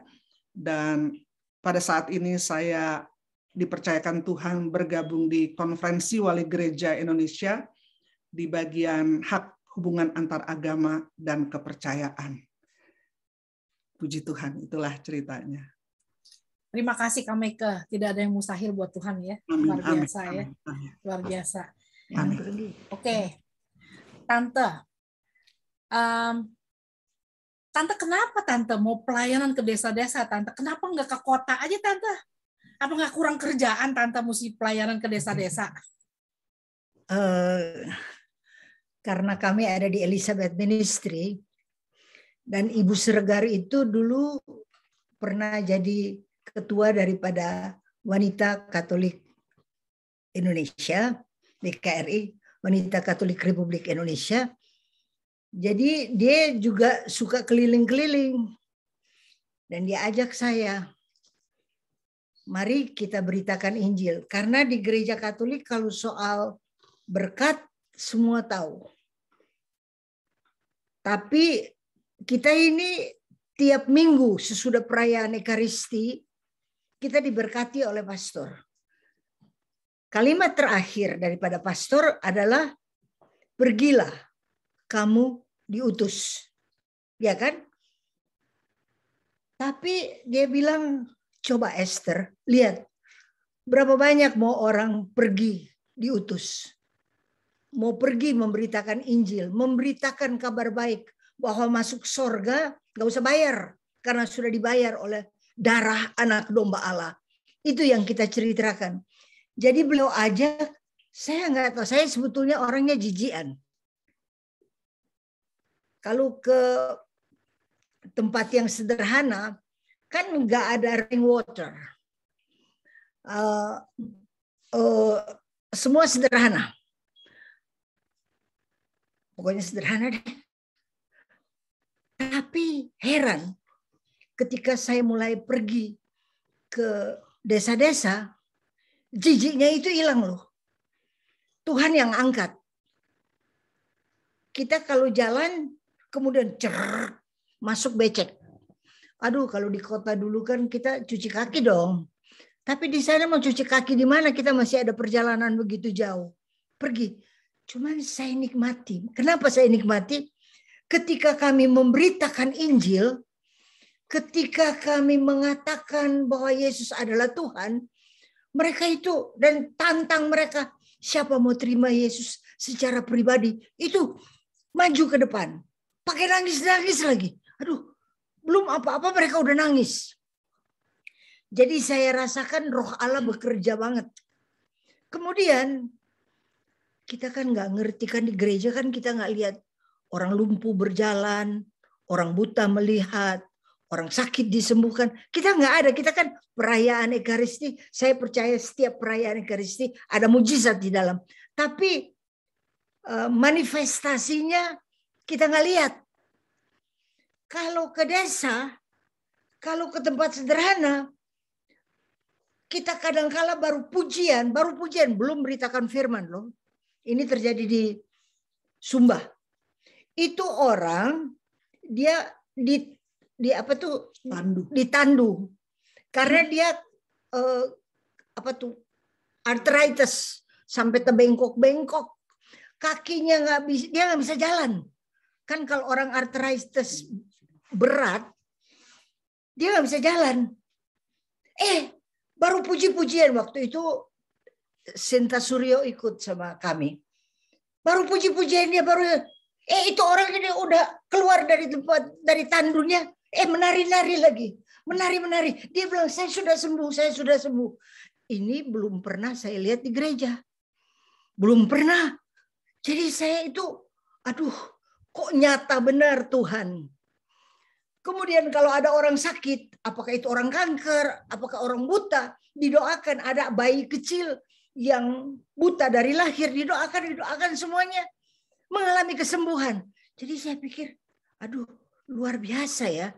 Tuhan taruh tangan ini kuasa. Karena kan Tuhan beri dalam Injil Lukas 10 kan Tuhan beri kuasa.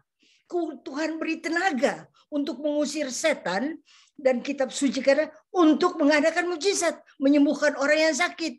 Jadi saya belum pernah alami kalau kita tumpang tangan orang sembuh. Jadi di desa-desa kok tiba-tiba saya kayak sakti banget gitu loh. Sakti banget. Yesus nyata. Jadi saya senang. Sungguh saya senang. Kemudian ada orang kerasukan. Aduh, ada orang kerasukan yang mau cekek sama saya. Tapi dia nggak bisa tiba di leher saya. Saya lihat bagaimana orang itu bisa terlempar karena dia kerasukan dan Tuhan cabut roh jahat dari. Aduh, ini belum pernah saya lihat di gereja. Untuk saya pribadi, saya nggak tahu kalau yang lain. Tapi biasanya kan kita rapi dong di gereja. Sangat-sangat dikontrol. Sangat disiplin. Nggak ada macam-macam deh. Kita juga di zaman dulu ya di gereja kan nggak ada yang angkat-angkat tangan begini. Nggak ada. Kita pokoknya neces sekali. Rapi luar biasa. Sangat-sangat dikontrol. Dan saya suka itu. Saya suka. Kita juga kalau nyanyi kan nggak pakai tepuk-tepuk tangan. Di gereja nggak ada. Pokoknya neces aja. Kita ke desa-desa, tepuk tangan, angkat tangan. Siapa yang suruh mereka? Kita nggak suruh. Tapi karena kegembiraan luar biasa, mereka disembuhkan, dijamah oleh Tuhan. Makanya saya doyan ke desa. Itu awal. Doyan banget. Karena Yesus nyata gitu loh. Kalau kita di kota besar kan semua duduk rapi-rapi. Lantas kalau tepuk tangan nanti ada yang bisik. Udah sesat ya ini barangkali ya. Ini kenapa jadi Protestan semua atau jadi Pentakosta? Begitulah yang ngomong. Jadi nggak bisa tembus gitu. Awalnya begitu. Tapi sekarang jauh berbeda. Mau di kota besar kayak mau di desa sama aja. Yang saya itu awal. Jadi Tuhan kasih pengalaman di mana supaya saya suka desa. Supaya saya suka kota-kota kecil. Kemudian kalau kita ke desa, zaman dulu kita awal-awal mulainya. Saya lagi duduk begitu di ruang duduk. Kan ruangan itu kan mesti ada dinding. Nah kok saya lihat kok ada yang bergerak panjang banget. Mepet dinding kan. Kayak ada bergerak. Aduh, ular masuk di dalam ruangan. Dia bergerak. Saya ini orang paling takut ular. Tuhan perhadapkan saya dengan, ular. Hitam lagi itu ular. Jadi perkara-perkara demikian saya nggak alami di kota besar. Saya alami itu di desa-desa. Saya pergi sama Dedek dulu ke Medan. Duitnya hilang. Dari dompet, duitnya hilang. Kemudian kita semua suruh jaga. Kita mesti cari siapa itu pencuri. Jadi ada yang dibawa kolong lah apa. Tapi nggak ketemu sih siapa yang ambil. Karena ada yang curang gitu lah. Betul kan, Dek? Uang kamu hilang kan? Tapi puji Tuhan, semua berjalan baik. Dan di desa-desa itu, kami kebangunan rohani di mana coba? Di pasar. Di pasar kita kebangunan rohani. Siapa yang hadir? Uskup hadir. Dan desa itu yang kita bikin kebangunan rohani bertobat. Hebat nggak? Jadi suka ke desa karena ada manifestasi dari Tuhan yang menyatakan dia hadir. Roh Kudus hadir. Apa yang tercatat di kitab suci terjadi. Jadi kita alami Yesus kayak di kitab suci. Bukan Yesus sejarah. Yesus kitab suci. Aduh asik banget deh, asik. Jadi aku suka banget ke desa. Suka. Cuman sekarang pandemi nggak boleh. Jadi kita ke desa Amerika aja deh.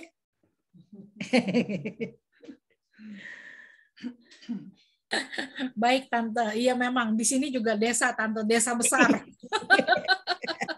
Kita kadang-kadang kalau ke Indonesia kita bilang, gila, kita nih orang kampung yang masuk ke kota Jakarta. Baik Tante, nah sekarang Tante melihat begitu banyak kesembuhan, begitu banyak manifestasi karya Roh Kudus yang bekerja luar biasa, ya mungkin karena orang-orang tersebut karena mereka kecil. Mereka haus, mereka rindu untuk merasakan jamahan Tuhan. Tapi sekarang fenomena tersebut jarang terjadi di kota-kota, Tante. Mungkin ada yang ngeblok. Mungkin karena kita punya pikiran terlalu rumit, terlalu ruwet.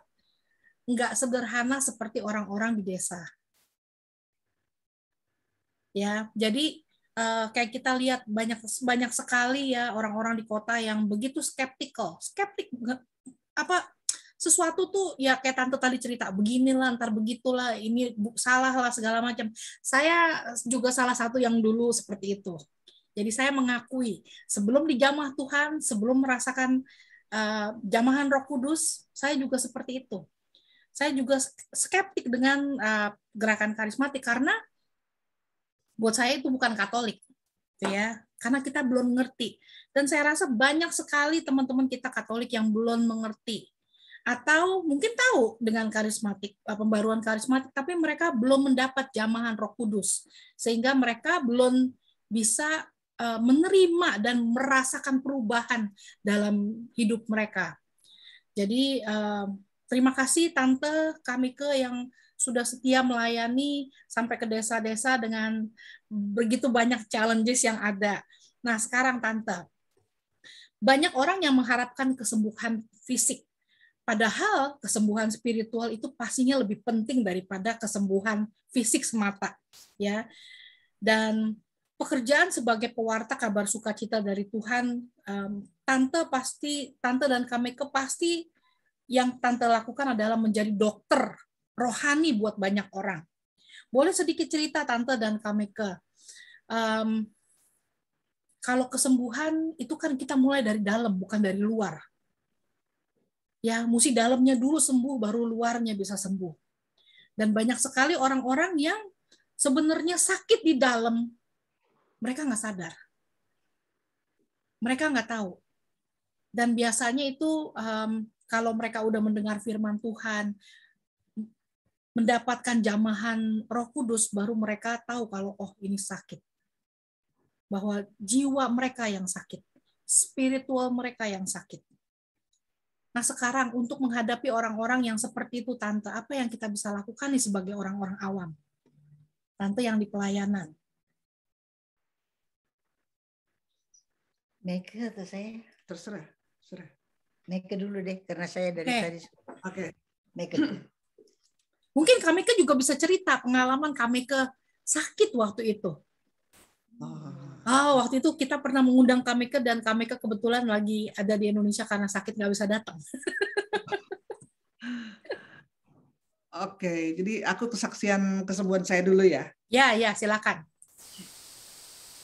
Jadi sebelum saya terima Yesus sebagai Tuhan dan Juru Selamat, secara pribadi, apalagi saya rasa tertolak gitu ya, saya banyak penyakitnya. Dulu saya sengsara banget sama penyakit alergi. Ada 26 macam alergi. Jadi kalau debu atau AC nggak dibersihin, saya langsung kayak bengek gitu. Langsung muka saya bengkak, mulut saya jadi bengkak, mata bengkak, sesak napas gitu kan. Kalau bau duren, bau terpentin, banyaklah, ada 26. Saya akhirnya diperiksa. Jadi saya sering banget kumat. Kalau kumat itu dari hidung udah nggak bisa napas, cuma dari mulut sekali-sekali semua jadi bengkak. Jadi ada dokter langganan dulu, nanti kita dibawa ke sana, dia ada kapas, masuk ke besi, taruh obat, dibakar, dicolok ke hidung saya, 2-3 hari saya baru sembuh. Jadi asma juga. Jadi hidup saya sengsara lah oleh sakit penyakit. Tapi saya bersyukur, benar tadi dibilang kita mesti sembuh dari dalam dulu. Karena saya nanti kalau mati kemana, atau nggak rasa dikasihi, jadi galau lah hidup saya. Tapi betapa indahnya kedatangan mereka yang membawa kabar baik, yang berkata ada Yesus, Juru Selamat yang bisa mengampuni dosamu, menyembuhkan sakitmu, dan dia menjadi sahabat yang setia di suka dan duka, dan dia akan menghantar kita sampai hidup yang kekal. Kan ada janji Tuhan, jangan gelisah hatimu. Di rumah Bapakku banyak tempat tinggal, aku pergi ke sana menyediakan tempat bagimu. Setelah itu aku datang menjemput kau tinggal bersama-sama dengan aku. Dan saya mulai mau ngerti, nggak ngerti, tiap hari saya makan firman Tuhan, baca firman Tuhan. Karena manusia kan terdiri dari 3, tubuh, jiwa, dan roh. Kita kalau makanan tubuh nggak usah diajarin, udah tahu semua deh, pizza lah, spaghetti, nasi goreng, nasi uduk lah segala. Makanan jiwa, pikiran, perasaan, kehendak, sekolahan gitu ya, art, seni, apa gitu, hobi. Tapi untuk roh yang hidup untuk selama-lamanya, makanannya hanyalah sabda Allah, firman Allah. Jadi kalau kita mau kuat imannya, mau nggak galau lagi, mau ada kepastian, ada pegangan, terima Yesus dan bertumbuh makan firman Tuhan tiap hari. Mau ngerti nggak ngerti, karena firman Tuhan itu adalah roh dan hidup Allah, adalah kuasa. Dan kata dan di firman Tuhan dan di koran atau di media sosial lebih powerful dan di firman Tuhan. Jadi mesti makan firman. Jadi saya mulai bertumbuh. Setelah terima Yesus gitu ya, saya baca firman, saya mulai beribadah. Tadinya setiap bulan saya kumat. Akhirnya jadi tinggal 3 bulan sekali saya kumat. Terus 6 bulan sekali. Tadinya dokter bilang untuk 1 alergi saja seminggu saya mesti disuntik 2 kali dalam setahun. Tahun kedua baru sekali. Bayangin kalau 26 kali 2 seminggu berapa kali saya disuntik. Tapi saya mulai ada damai, ada pegangan yang pasti. Akhirnya kumatnya tuh jadi makin lama, 6 bulan sekali, setahun sekali. Nah, itu kalau saya ke desa-desa, saya bawa tisu banyak. Karena kalau pagi itu hidung saya pasti meler. Jadi saya kadang-kadang sampai mau lecet nih hidung saya, sumpel tisu gitu ya. Karena alergi. Apalagi kalau di desa-desa itu kan kotor banget. Debu, apalagi juga kalau naik mobil, AC-nya ada, tapi nggak ada freon. Jadi kadang-kadang AC tapi nggak ada freon. Aduh, saya kumat lagi. Saya tuh paling nggak bisa bau duren. Jangankan makan, baunya aja saya udah kumat, udah sesak napas. Satu ketika di desa-desa, kan itu duren di desa murah banget. Kalau Jakarta mahal, kalau di duren udah manis, duren mentega, aduh murah lagi. Jadi semua lagi pada pesta duren, saya jauh-jauh. Terus Ibu Esther nantangin saya, bayangin di tengah hutan ini, kamu percaya nggak Yesus sanggup menyembuhkan engkau? Percaya, saya gitu. Kalau percaya, coba makan ini duren. Aduh, makan jangan ya. Dokter saya jauh di Jakarta, bisa mati saya di sini. Tapi nggak tahu itu ada iman waktu itu, ada iman. Nggak boleh konyol juga ya. Ya kan iman timbul dari pendengaran, pendengaran akan firman Tuhan. Kalau kita banyak baca firman Tuhan, iman kita tuh jadi tumbuh. Waktu itu iman saya tumbuh. Jadi saya ambil itu duren, saya berkata dalam nama Tuhan Yesus, saya makan. Terus saya nunggu, kumat nggak kumat? Nggak kumat.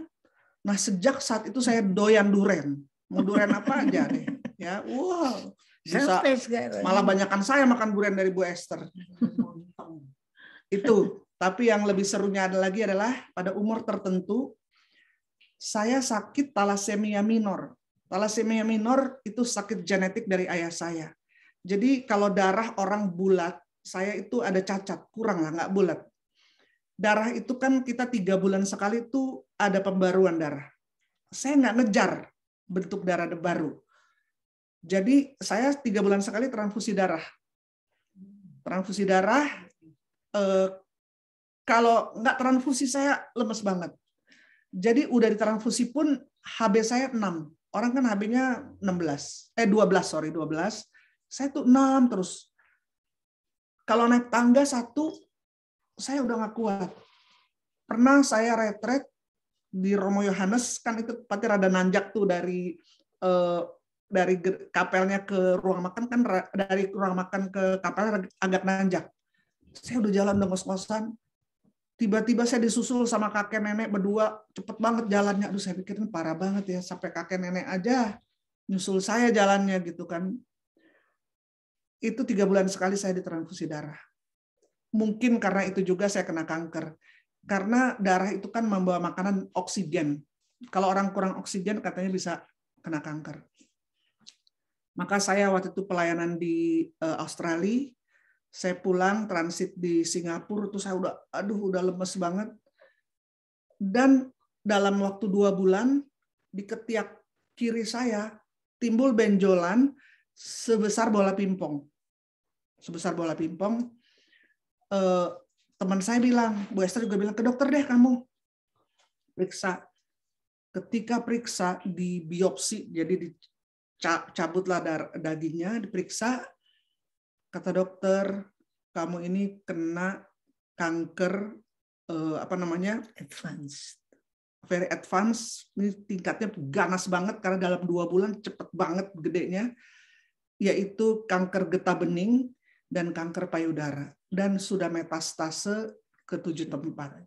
Waktu itu saya nggak ngerti metastase. Ada teman saya yang perawat itu, dia udah mau nangis. Saya pikir kenapa lagi nih orang, aku nggak ngerti metastase. Rupanya udah menjalar ke 7 tempat.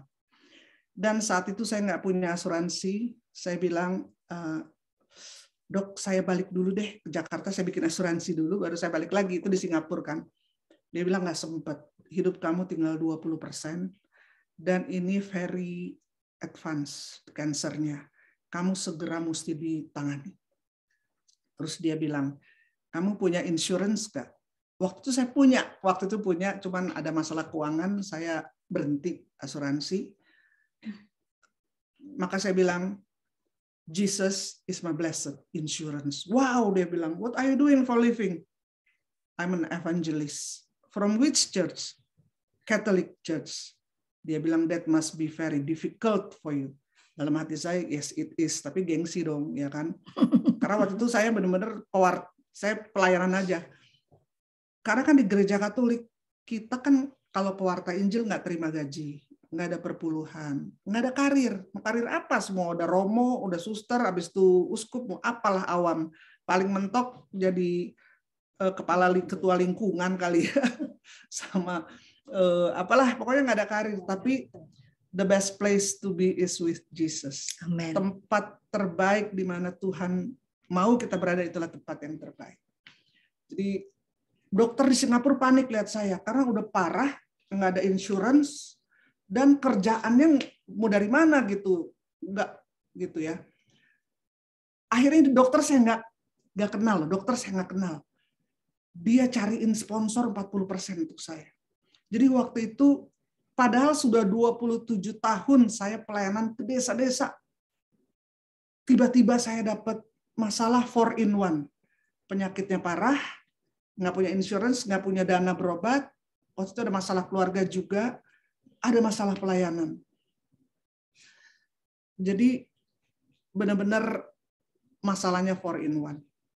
Belum lagi orang bilang, waktu orang tahu, wah dia stresnya banyak, luka batinnya berat, ada dosa kayaknya banyak, tersembunyi, ada kutuk, macam-macam lah. Saya tuh nggak bisa jawab juga. Jadi ternyata nggak enak loh kalau kita lagi parah gitu terus dihakimi, tuh nggak enak. Kalau kita lagi punya banyak duit, terkenal, teman banyak. Tapi puji Tuhan, ketika kita seperti ditinggalkan Tuhan, ketika kita sakit parah, kita bangkrut, atau kita susah banget, puji Tuhan.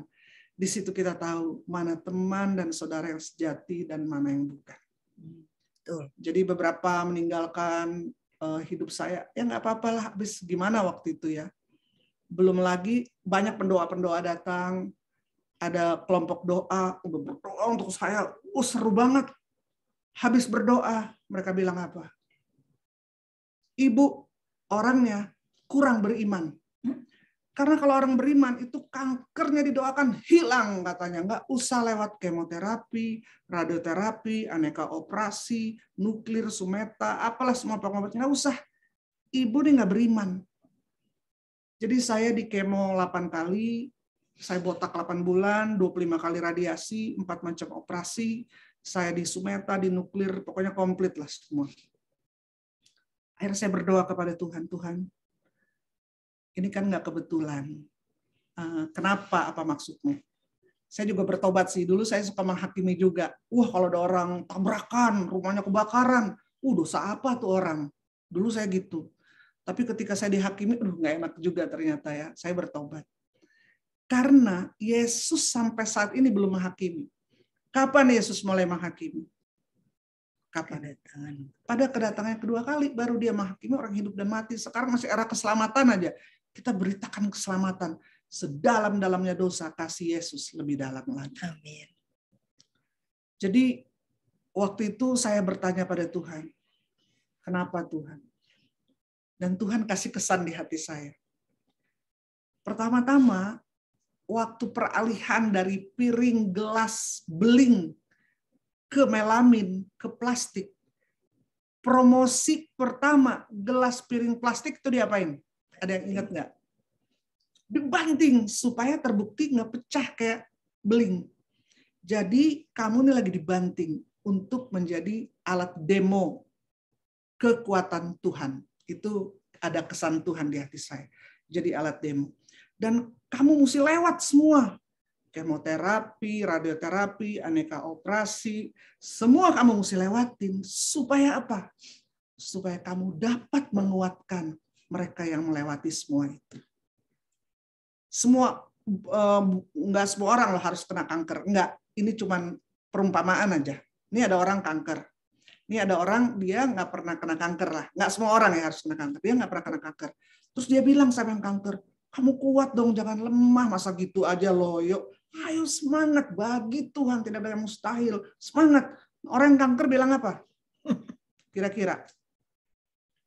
Lu enak aja ngomong, nggak ngerasain apa mau tukeran sama gue. Lu aja yang di kemo misalnya. Kamu nggak ngerasain. Tapi kalau saya yang ketemu mereka lebih dengar. Karena saya pernah mengalami derita mereka gitu. Apa yang mereka derita, saya pernah melaluinya. Jadi mereka lebih dikuatkan. Kemudian ada satu pendoa dari India. Dia ketua karismatik Asia Pasifik. Pas di Singapura itu ketemu. Dan beliau berdoa dan bernubuat. Saya orangnya nggak gampang nangis.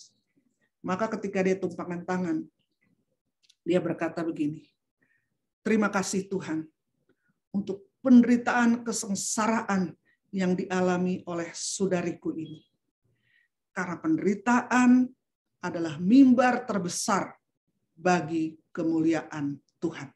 Tiba-tiba lewat semua nama rasul, Matius, Markus, Lukas, Yohanes, Petrus, Paulus, Yakobus, Andreas, Filipus, semua. Mereka ada derita nggak hidupnya? Ada derita nggak hidupnya? Mereka tuh sangat menderita. Mereka nggak takut menderita untuk Tuhan. Supaya Yesus dimuliakan, mendemonstrasikan kekuatan Tuhan. Tiba-tiba saya mulai menangis. Dan dia bernubuat. Melalui penderitaan kamu, thousand people will come and know Jesus Christ as the Lord and Savior. Saya menangis, saya bilang terima kasih Tuhan. Kalau melalui penderitaan saya, orang bisa berjumpa dan menerima Yesus Kristus Tuhan, saya sangat bersyukur. Dan itu nggak gampang, saya naik turun sih dalam beriman itu kan, karena kan di kemo mulut saya sariawan semua, kepala saya botak, nanti kayak kebakar, nanti kayak kedinginan. Tapi kan ada di 1 Korintus 10 ayat 13. Penderitaan-penderitaan yang kita alami adalah penderitaan-penderitaan biasa yang tidak melampaui kekuatan sebagai manusia. Jadi saya tahu ini nggak melampaui kekuatan saya. Kan Tuhan mengukur setiap penderitaan kita. Mungkin kalau saya mengalami penderitaan yang orang lain alami, saya nggak kuat. Kalau saudara-saudari alami penderitaan yang saya alami, nggak kuat. Tuhan mengukur setiap penderitaan kita. Kata Tuhan tidak melampaui kemampuan. Dan jadi bahwa penderitaan kita alami adalah penderitaan, pencobaan yang biasa. Dan Allah adalah setia dan adil. Dia akan berikan jalan keluar untuk kamu dapat menanggungnya. Jadi saya pikir, ini pasti saya mampu, nggak melampaui kekuatan saya sebagai manusia. Dan pasti Tuhan tolong saya, pasti Tuhan datang menolong saya, gitu ya. Kemudian Bu Esther bilang sama saya, dalam tubuh kamu ada 2C, Christ, C capital dan C kecil, cancer. Kalau kita tulis di tengah kalimat, Christ kan mesti capital, letter C-nya. Kalau di tengah kalimat kita tulis cancer, kan C-nya kecil. Bu Esther cuma bilang begitu, cuman saya dalam hati bener ya, gengsi dong, saya pewarta Injil, ada C besar Christ, Yesus nama di atas segala nama, setiap lutut bertelut, setiap lidah mengakui Yesus adalah Tuhan, tiba-tiba kalah sama si kecil cancer. Jadi itu kayak minum obat 3 kali sehari, 5 kali sehari, bersama Christ. Saya usir cancer keluar dari tubuh saya, dalam nama Yesus, nama di atas segala nama. Dan kalau saya lagi stres, lagi down gitu ya, saya keluar, saya memandang langit luas. Saya pandang langit luas, luar biasa ciptaan Tuhan yang luas besar ini. Maka penciptanya lebih besar dari ini. Kalau kita memandang pada kebesaran Tuhan, masalah kita jadi apa? Kecil. Aduh, jadi kecil. Nggak selevel sama kemahakuasaan Tuhan. Jadi saya berusaha memandang kebesaran Tuhan. Kalau saya pandang penyakit, itu merah terus raport saya. Kalau saya pandang penyakit, kesengsaraan, apa semua, saya kayak Simon Petrus tenggelam di dalam laut masalah saya. Tapi kalau saya pandang kepada Yesus yang maha besar, maha kuasa, saya dapat berjalan di dalam air gelombang masalah hidup. Gitu ya, pokoknya on and off gitu, tapi saya berusaha bukan fokus pada masalah, tapi fokus kepada Allah yang maha kuasa. Amin. Singkat katanya adalah setelah 2 tahun, saya di-scan semua, dokter berkata, mujizat, this is miracle. Udah nggak ada lagi kanker ganas di tubuh kamu. Semua kita punya kanker, tapi nggak ganas. Saya kebetulan waktu itu ganas. Tapi setelah berobat, dan dokter saya berkata, di Singapura, obat-obat nggak bisa menolong kamu. Secara medis, kamu nggak punya harapan, no hope. Tapi untung dokter saya orang beriman. Secara medis kamu tidak ada harapan, tapi pada Yesus kamu ada harapan. Jadi dia selalu mendoakan saya. Dia mengangkat iman saya, memandang, berharap kepada Yesus. Dan setelah 2 tahun itu, dokter bilang, this is miracle. You become a cancer survivor. Nggak ada lagi cancer di tubuh kamu. Dan secara keuangan saya tuh nggak minta-minta, saya udah tergeletak, itu juga secara ajaib, kan berobat kanker nggak murah. Nanti kalau saya cerita 2 minggu nggak kelar kali ya. Tetapi luar biasa janji Tuhan saya alami, yaitu jangan kamu khawatir, burung di udara aku pelihara, terlebih lagi dirimu. Itu saya alami ajaib. Keluarga Tuhan pulihkan, persekutuan doa tadinya yang pada meninggalkan itu, Tuhan beri lagi yang ini untuk Imago Dei ya, Tuhan beri yang baru. Bahkan tahun 2011, saya sakit 2007, 2011, Imago Dei mewakili orang muda Katolik se-Indonesia untuk performance di Madrid, World Youth Day di Madrid. Dan sekarang, jadi itu saya sakit 2007, sekarang sudah 2021. Jadi Yesus Tuhan kita. Bukan cuma Yesus sejarah, Yesus teologi, Yesus filsafat, tapi Yesus Tuhan kita adalah Allah yang bangkit, hidup, dan berkuasa sampai selama-lamanya. Amin. Amin. Amin, luar biasa. Wow, luar biasa sekali. Tante mau nambahin, Tante? Tadi tanyakan bagaimana kalau kita ke desa-desa kok orang kok bisa sembuh. Betul. Karena kalau saya lihat mereka tidak punya penghiburan lain. Nggak ada dokter, nggak ada rumah sakit. Tidak ada dokter, cuman ada dukun. Jadi seringkali mereka bersandar pada tukang obat itu. Kuasa gelap. Kuasa-kuasa yang bukan berasal dari Tuhan. Tapi ketika kabar baik datang, kita menceritakan bahwa Yesus adalah Tuhan. Yesus berkuasa. Itu mereka nyerep. Kalau dengar sampai buka mulut. Jadi mereka benar-benar lapar dan haus akan firman Tuhan. Kan kadang-kala di kota besar kita cerita tentang Yesus, ada orang bersihin kuku, garuk-garuk, kurang fokus yang saya alami ya. Tapi kalau di desa, karena tidak ada lain. Dan mungkin yang saya lihat, dia anggap kita agak lain. Jadi dia penuh perhatian, dia dengar. Dia nyerap kayak spons ya, dia nyerap semua apa yang dikatakan. Maka orang yang lapar dan haus akan kebenaran firman Tuhan, dia mendapat mujizat. Saya sungguh bersyukur boleh alami hal-hal demikian. Bukan berarti di kota besar tidak alami. Ada juga. Tapi karena mereka sungguh-sungguh berharap sama Tuhan, bergantung sama Tuhan pada saat pemberitaan itu kan hidup. Firman itu hidup dan menghidupkan. Jadi kalau firman itu datang masuk aja di dalam hati, maka apapun yang mereka sedang alami, dan semua orang yang kami pergi, pada umumnya takut. Itu takut penyakit, takut mati, takut sakit, takut nggak ada uang, takut nggak bisa biayai anak, takut apa-apa aja takut. Dan Tuhan mulai cabut satu persatu.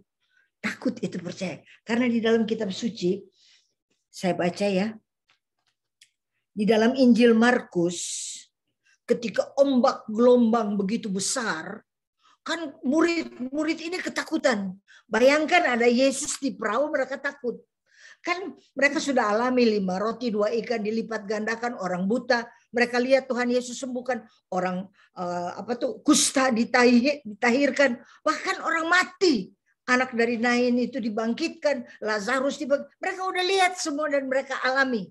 Bahkan buka-buka ketika Lazarus bangkit, mereka diberi kehormatan untuk buka kain kafan itu. Jadi udah mengalami. Tapi ketika mereka nyebrang, kemudian ada ombak dan gelombang, mereka seharusnya pengalaman dengan Yesus itu menjadi modal untuk mereka. Tapi pengalaman dengan Yesus hanyut di ombak dan gelombang. Jadi yang mereka sibuk keluarin air dari perahu. Kemudian mereka nggak pandang Yesus loh. Kalau Yesus, dia kasih contoh yang baik bagi kita sekalian ya. Ketika terjadi ombak, gelombang, dan ribut, dan badai, apa yang Yesus buat? Apa yang Yesus buat? Tidur. Dia tidur. Dia begitu percaya kepada Allah Bapa di sorga yang mengutus dia. Tidak mungkin dia tergulung-gulung. Maka tergulung-gulunglah Yesus di dalam ombak. Nggak mungkin dong. Jadi dia tenang aja, tidur aja. Jadi bagi kita sekalian, kalau ada ombak gelombang, kalau ada badai, belajar tidur. Tidur itu berarti tenang, percaya Tuhan akan bertindak, diamlah. Sehingga Tuhan berkata, kan mereka berkata, Guru, engkau tidak peduli akan kami. Waduh, nyala-nyalain Tuhan lagi. Berapa banyak orang saat ini suka nyala-nyalain Tuhan. Kenapa saya nggak ada kerjaan? Kenapa begini? Saya marah sama Tuhan, saya marah sama Roh Kudus. Aduh, berani-beraninya ngomong begitu. Aku nggak berani. Ini murid-murid sama. Guru, engkau tidak peduli kalau kami binasa. Yesus bangun pada saat itu dan dia berkata, diam, tenanglah. Kita harus diam dulu, baru kita bisa tenang. Bukan terbalik, tenanglah, diam. Nggak bisa. Diam dulu, diam, baru kita bisa tenang. Kemudian dia berkata kepada murid-muridnya apa?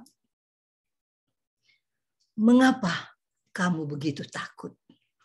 Mengapa kamu tidak percaya? Pertanyaan ini dia berlaku bagi kita sekalian. Tak terkecuali kalau kita menghadapi satu masalah, persoalan, problem. Mengapa kamu begitu takut? Mengapa kamu tidak percaya? Ini perkataan daripada Yesus. Biar masuk. Biarlah kita berkata, Tuhan, cabutlah ketakutan ini daripadaku. Kalau kita takut, berarti kita fokus pada masalah dan abaikan Tuhan. Sedangkan kita harus fokus pada Yesus dan abaikan persoalan. Jadi Tuhan bertanya, mengapa kamu begitu takut? Mengapa, kata Tuhan, kamu tidak percaya? Kita berkata sama seperti yang itu berkata, Tuhan, saya percaya. Tapi tolonglah saya yang tidak percaya ini. Karena kita kan percaya tidak percaya, percaya tidak percaya, percaya tidak. Kayak pagi sore gitu. Kalau dulu kan kita suka lompat perempuan-perempuan, lompat tali kan dek, dek, dek, dek. Jadi ya tidak, ya tidak. Tuhan bertanya, mengapa kamu tidak percaya? Jadi kita harus latih diri. Di dalam setiap masalah dan di setiap persoalan, di dalam setiap problem yang kita alami, kita belajar. Saudara belajar, saya juga belajar. Kita Meike juga belajar. Kita sedang belajar semua. Kita percaya kepada Tuhan. Kita mau percaya dan kita mau belajar tidak takut. Ada masa-masanya kita takut. Ada. Jangan pikir kalau sudah hamba Tuhan tidak takut. Ada takut. Tapi selalu kita alihkan pandangan kita dari masalah. Dan kita arahkan pandangan kita pada Tuhan. Fokus, fokus, fokus pada Yesus. Yang maha besar, maha kuasa. Dan selalu mau menolong. Makanya saya bilang di desa-desa. Karena mereka fokus. Mereka lapar dan haus. Jadi apapun yang dikatakan kayaknya dia serap kayak spons gitu. Dia serap masuk sehingga kesembuhan terjadi.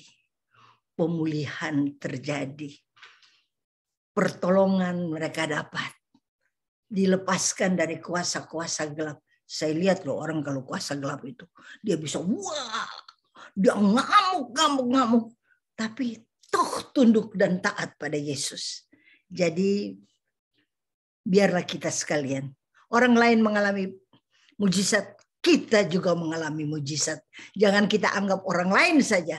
Tapi terutama kita pribadi. Mujizat dari dalam. Terima Yesus sebagai Tuhan dan Juru Selamat. Kemudian yang lain-lain. Tuhan kasih kita banyak bonus. Banyak sekali bonus. Kebahagiaan. Damai sejahtera. Sukacita. Dapat banyak sahabat. Itu anugerah loh. Saya di Amerika ini dapat banyak sahabat. Suka ditraktir makan lagi. Sini undang, situ undang. Aduh, saya pikir ini bonus dari Tuhan. Dikasih, pakainya segala macam dikasih. Tuhan itu baik.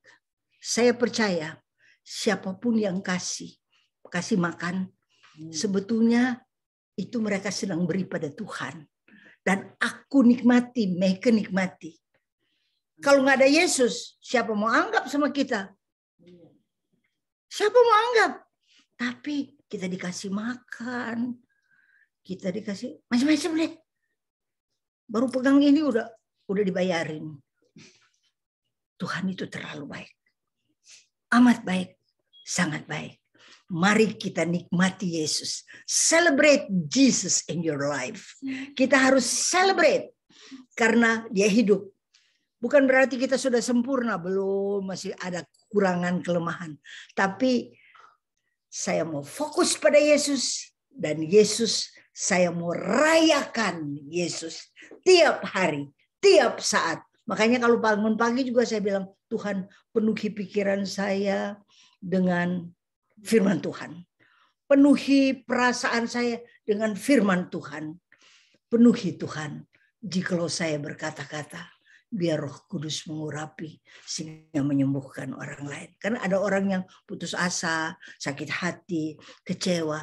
Biar perkataan yang saya ucapkan bukan perkataan omong kosong, bukan perkataan sia-sia, tapi perkataan firman Tuhan yang keluar dari mulutku itu berasal dari Tuhan, diurapi oleh Tuhan dan menyembuhkan orang yang sakit dalam bentuk apapun.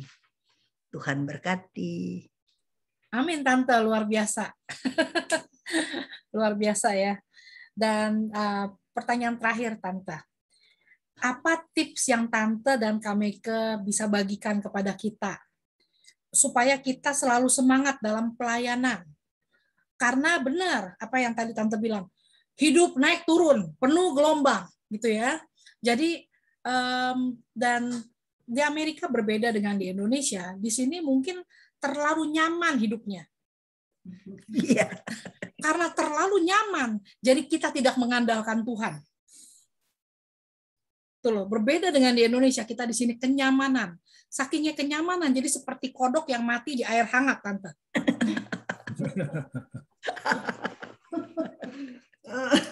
Ya, jadi me softly gitu ya. Ya, killing me softly, betul banget, betul banget. Jadi apa tips dari Tante dan Kameke ya buat kita-kita di sini, terutama yang suka aktif pelayanan, entah itu yang pelayanan di mana aja, di gereja, di persekutuan atau di tempat-tempat lain. Gimana dengan pengalaman Tante dan Kameke yang udah 40 something tahun melayani Tuhan. Ya, apa tips yang Tante dan Kameke bisa bagikan buat kita nih, supaya kita nggak seperti katak yang mati matang? Jadi, saya dulu, Meg. Jadi gini, jadikan Kristus center point. Karena murid bertanya kan, kami mau lihat Bapa katanya. Yesus berkata, jikalau engkau melihat aku, engkau sudah melihat Bapa. Jadi kita jadikan Yesus center point dalam hidup kita. Memang naik turun. Kemudian disiplinkan dirimu untuk dengar firman Tuhan dan baca firman Tuhan tiap hari.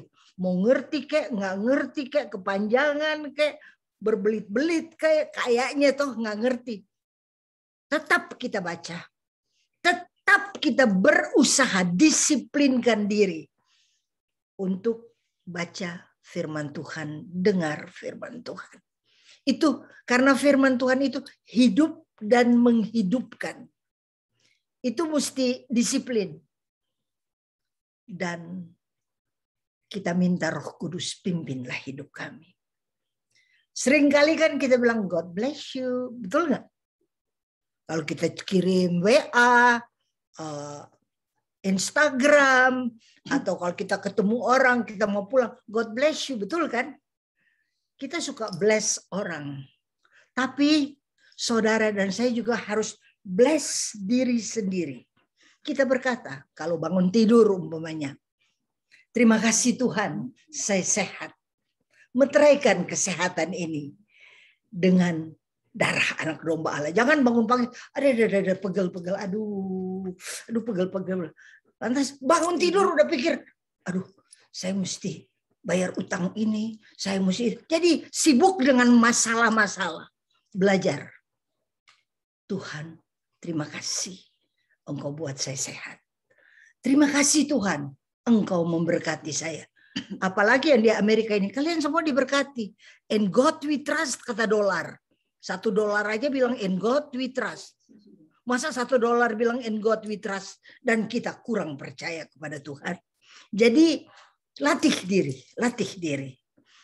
Ketahuilah, we are the daughters and the sons of the Most High God. Kalau DNA kita diperiksa, ditulis anak Tuhan. Keren kan? Kita bukan anak Darmaji, anak Sukirman, anak siapa. Kita anak Tuhan. Kata firman Tuhan. Dan kutuk yang harusnya kita tanggung, telah Yesus tanggung. Jadi kita bukan orang terkutuk. Kita ini orang, we are so blessed to be stressed. Terlalu diberkati. Saya bisa lihat di sini, aduh betapa diberkati. Pada size, dulu size S, lama-lama M jadi L. Karena diberkati. Dede ini dulu kan S banget. Sekarang saya lihat rada L. You juga L. Itu bukan karena makan banyak, tapi karena diberkati Tuhan. Mari kita bersyukur pada Tuhan. Berkat yang Dia curahkan, Dia berikan damai. Orang nggak bisa makan kalau nggak ada damai. Kita ada damai. Jangan sia-siakan damai itu. Jadi fokus pada Yesus. Jadikan Dia center point. Minta Roh Kudus pimpin. Dan belajar. Mulut ini kita pakai untuk memberkati orang lain. Tapi kita juga pakai. Kita berkati diri sendiri. Katakan kepada Tuhan, terima kasih Tuhan, Engkau urapi saya. Terima kasih Tuhan, Engkau pakai saya menjadi alat di dalam tangan Tuhan. Terima kasih Tuhan, saya adalah biji mata Tuhan. Terima kasih Tuhan, saya ini ahli waris kerajaan surga. Ini semua firman Tuhan. Kita ini bukan beggars, tapi kita ahli waris. Semua kita ahli waris kerajaan surga. Belajar, bersyukur, berterima kasih apa yang Tuhan katakan. Jadi mulai sekarang kita latih diri. Ucap firman Tuhan untuk diri sendiri. Kita diberkati, kita sehat, kita kuat, kita diurapi, kita dipilih oleh Tuhan menjadi hamba Tuhan. Karena di dunia ini hanya ada dua hamba. Hamba Tuhan atau hamba setan. Tinggal pilih. Saya sih pilih jadi hamba Tuhan. Saya nggak mau jadi hamba setan. Jadi hamba Tuhan.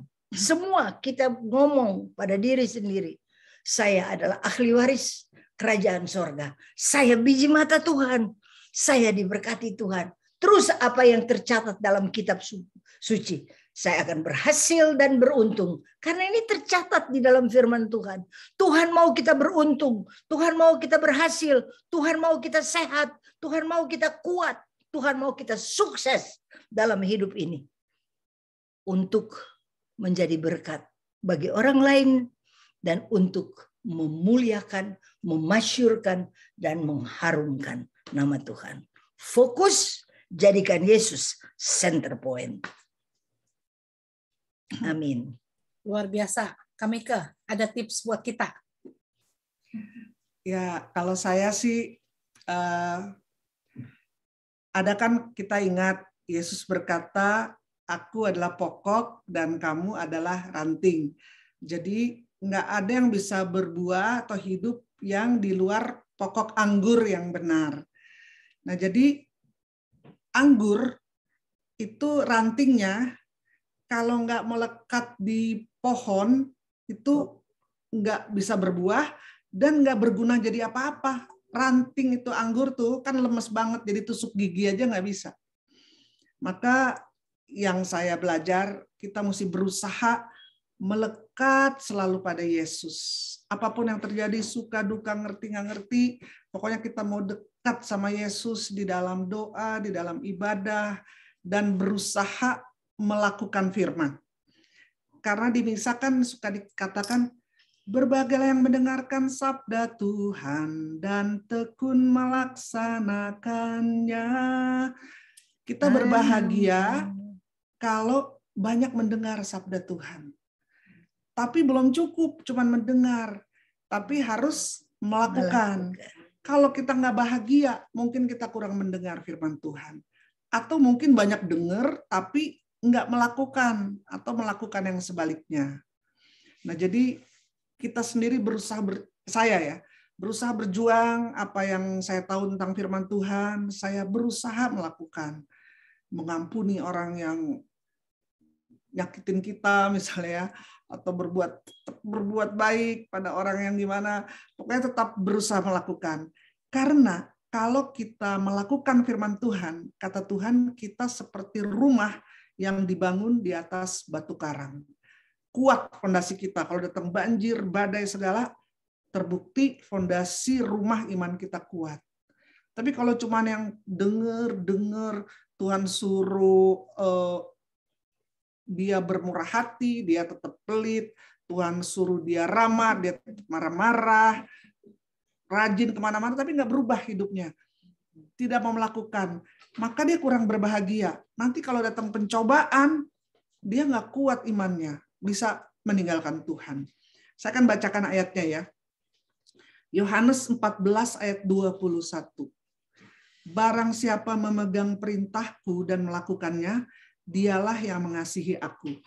Jadi Yesus merasa dikasihi bukan ketika kita menyanyikan aku mengasihi engkau Tuhan atau apa, enggak.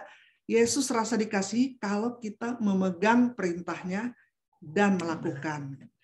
Dan kalau kita melakukan itu, dan barang siapa mengasihi aku, ia akan dikasihi oleh Bapakku, dan aku pun akan mengasihi dia. Dan ini yang luar biasa.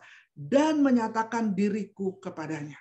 Jadi kalau kita Tuhan suruh ini, kita buat, Tuhan rasa dikasihi. Dan Tuhan akan menyatakan dirinya pada kita. Kita akan semakin mengenal Tuhan. Ayat 23.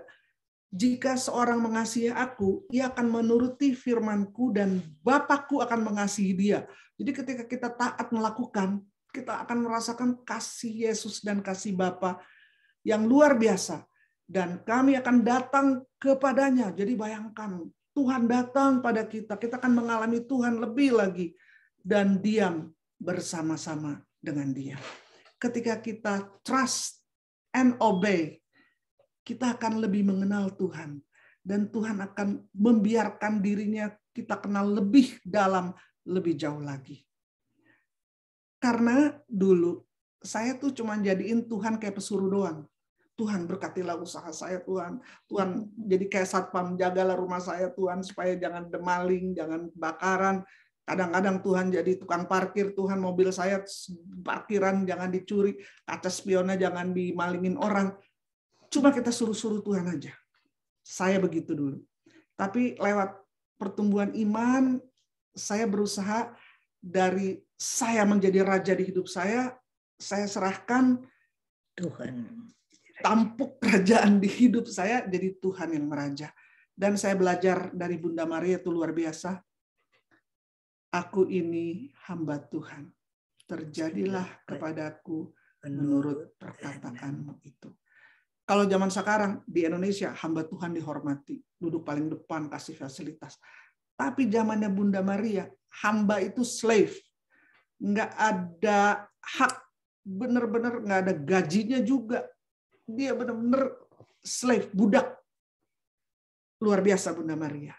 Maka sekarang, dulu saya suka suruh-suruh Tuhan sih memang ya. Tapi sekarang saya mau berdoa, Tuhan, apakah yang Engkau mau aku lakukan bagimu? Dan tolong beri kekuatan, kepekaan untuk kehendak-Mu, berikanlah kekuatan dan keberanian untuk melakukannya bagi kemuliaan Tuhan. Karena kalau kita melakukan yang disuruh Tuhan, entah yang kecil, sederhana. Kata Mother Teresa, kita nggak usah bikin yang gede-gede.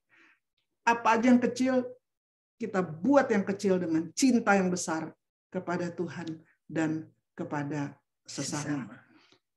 Karena kan biarlah motivasi kita karena cinta pada Tuhan dan sesama. Maka kita akan mengalami Tuhan lebih lagi. Akan mengenal Tuhan lebih lagi.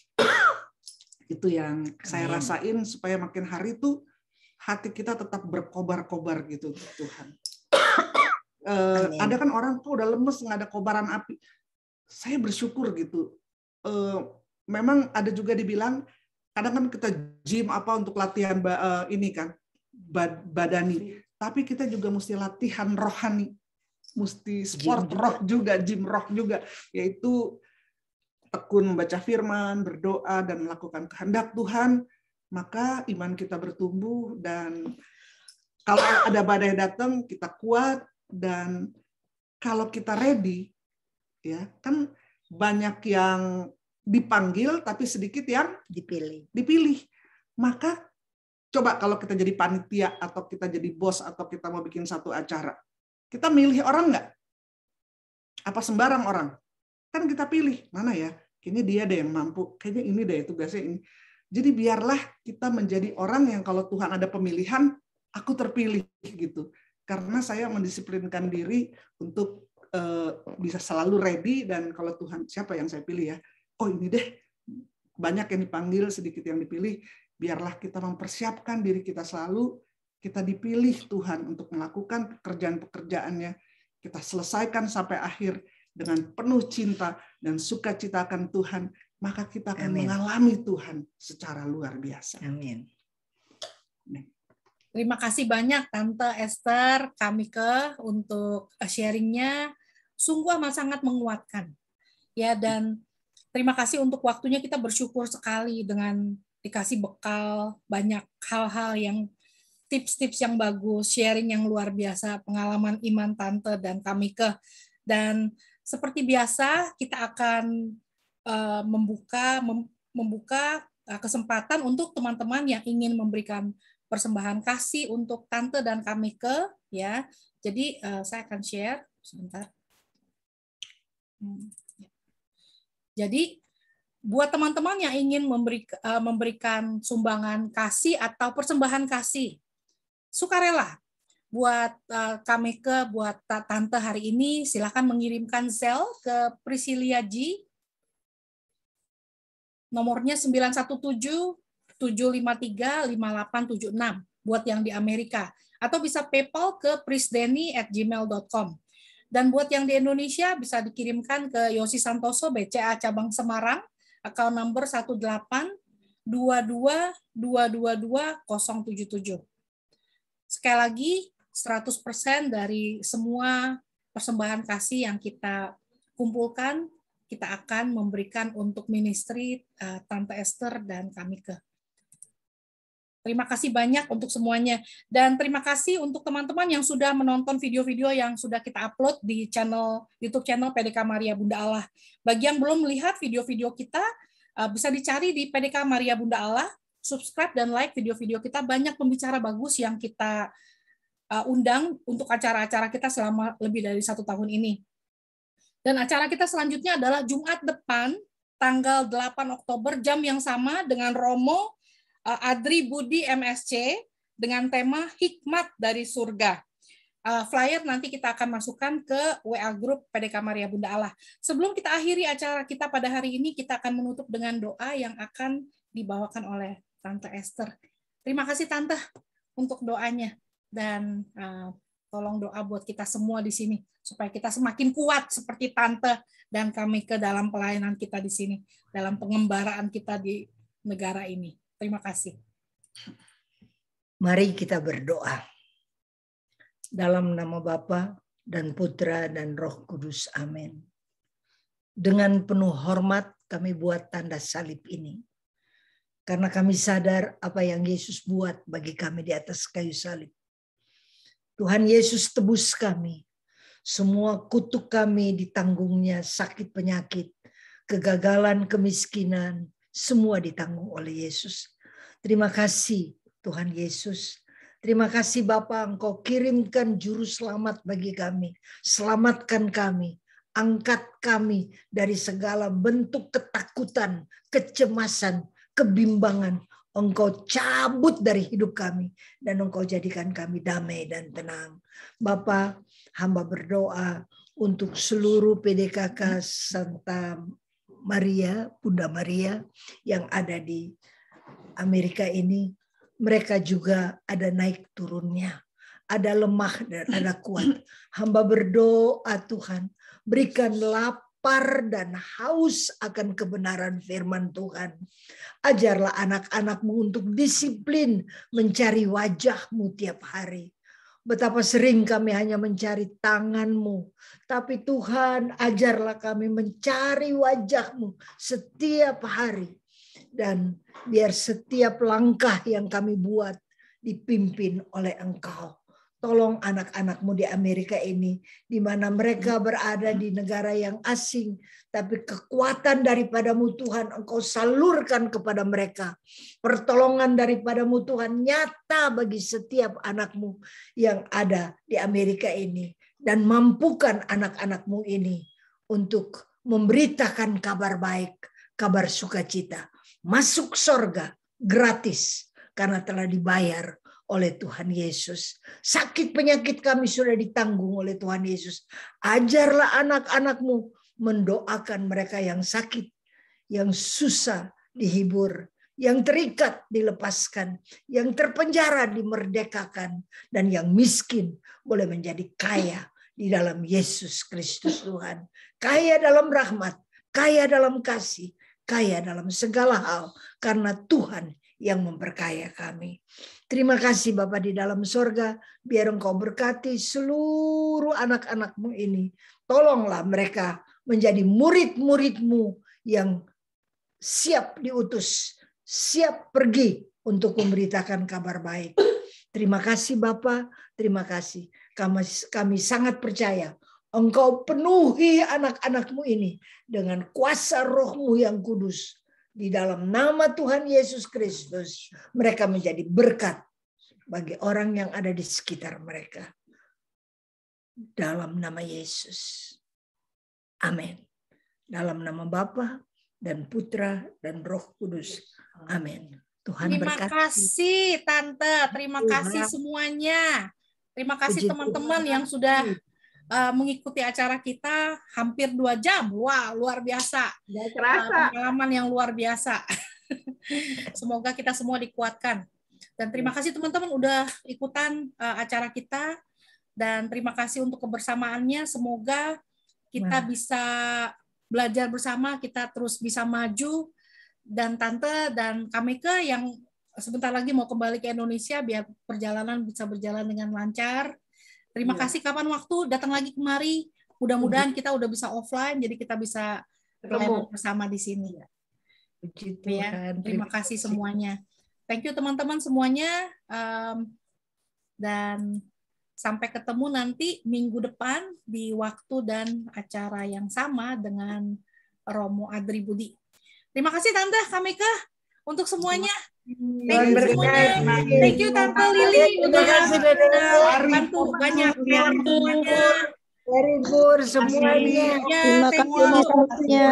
Ya, thank you banget ya. Tuhan memberkati. Ya, Tuhan berkati semua. Ya, sampai ketemu lagi nanti. Thank you. Thank you. Bye. Bye. Bye, Bu. Thank you. Bye. Bye.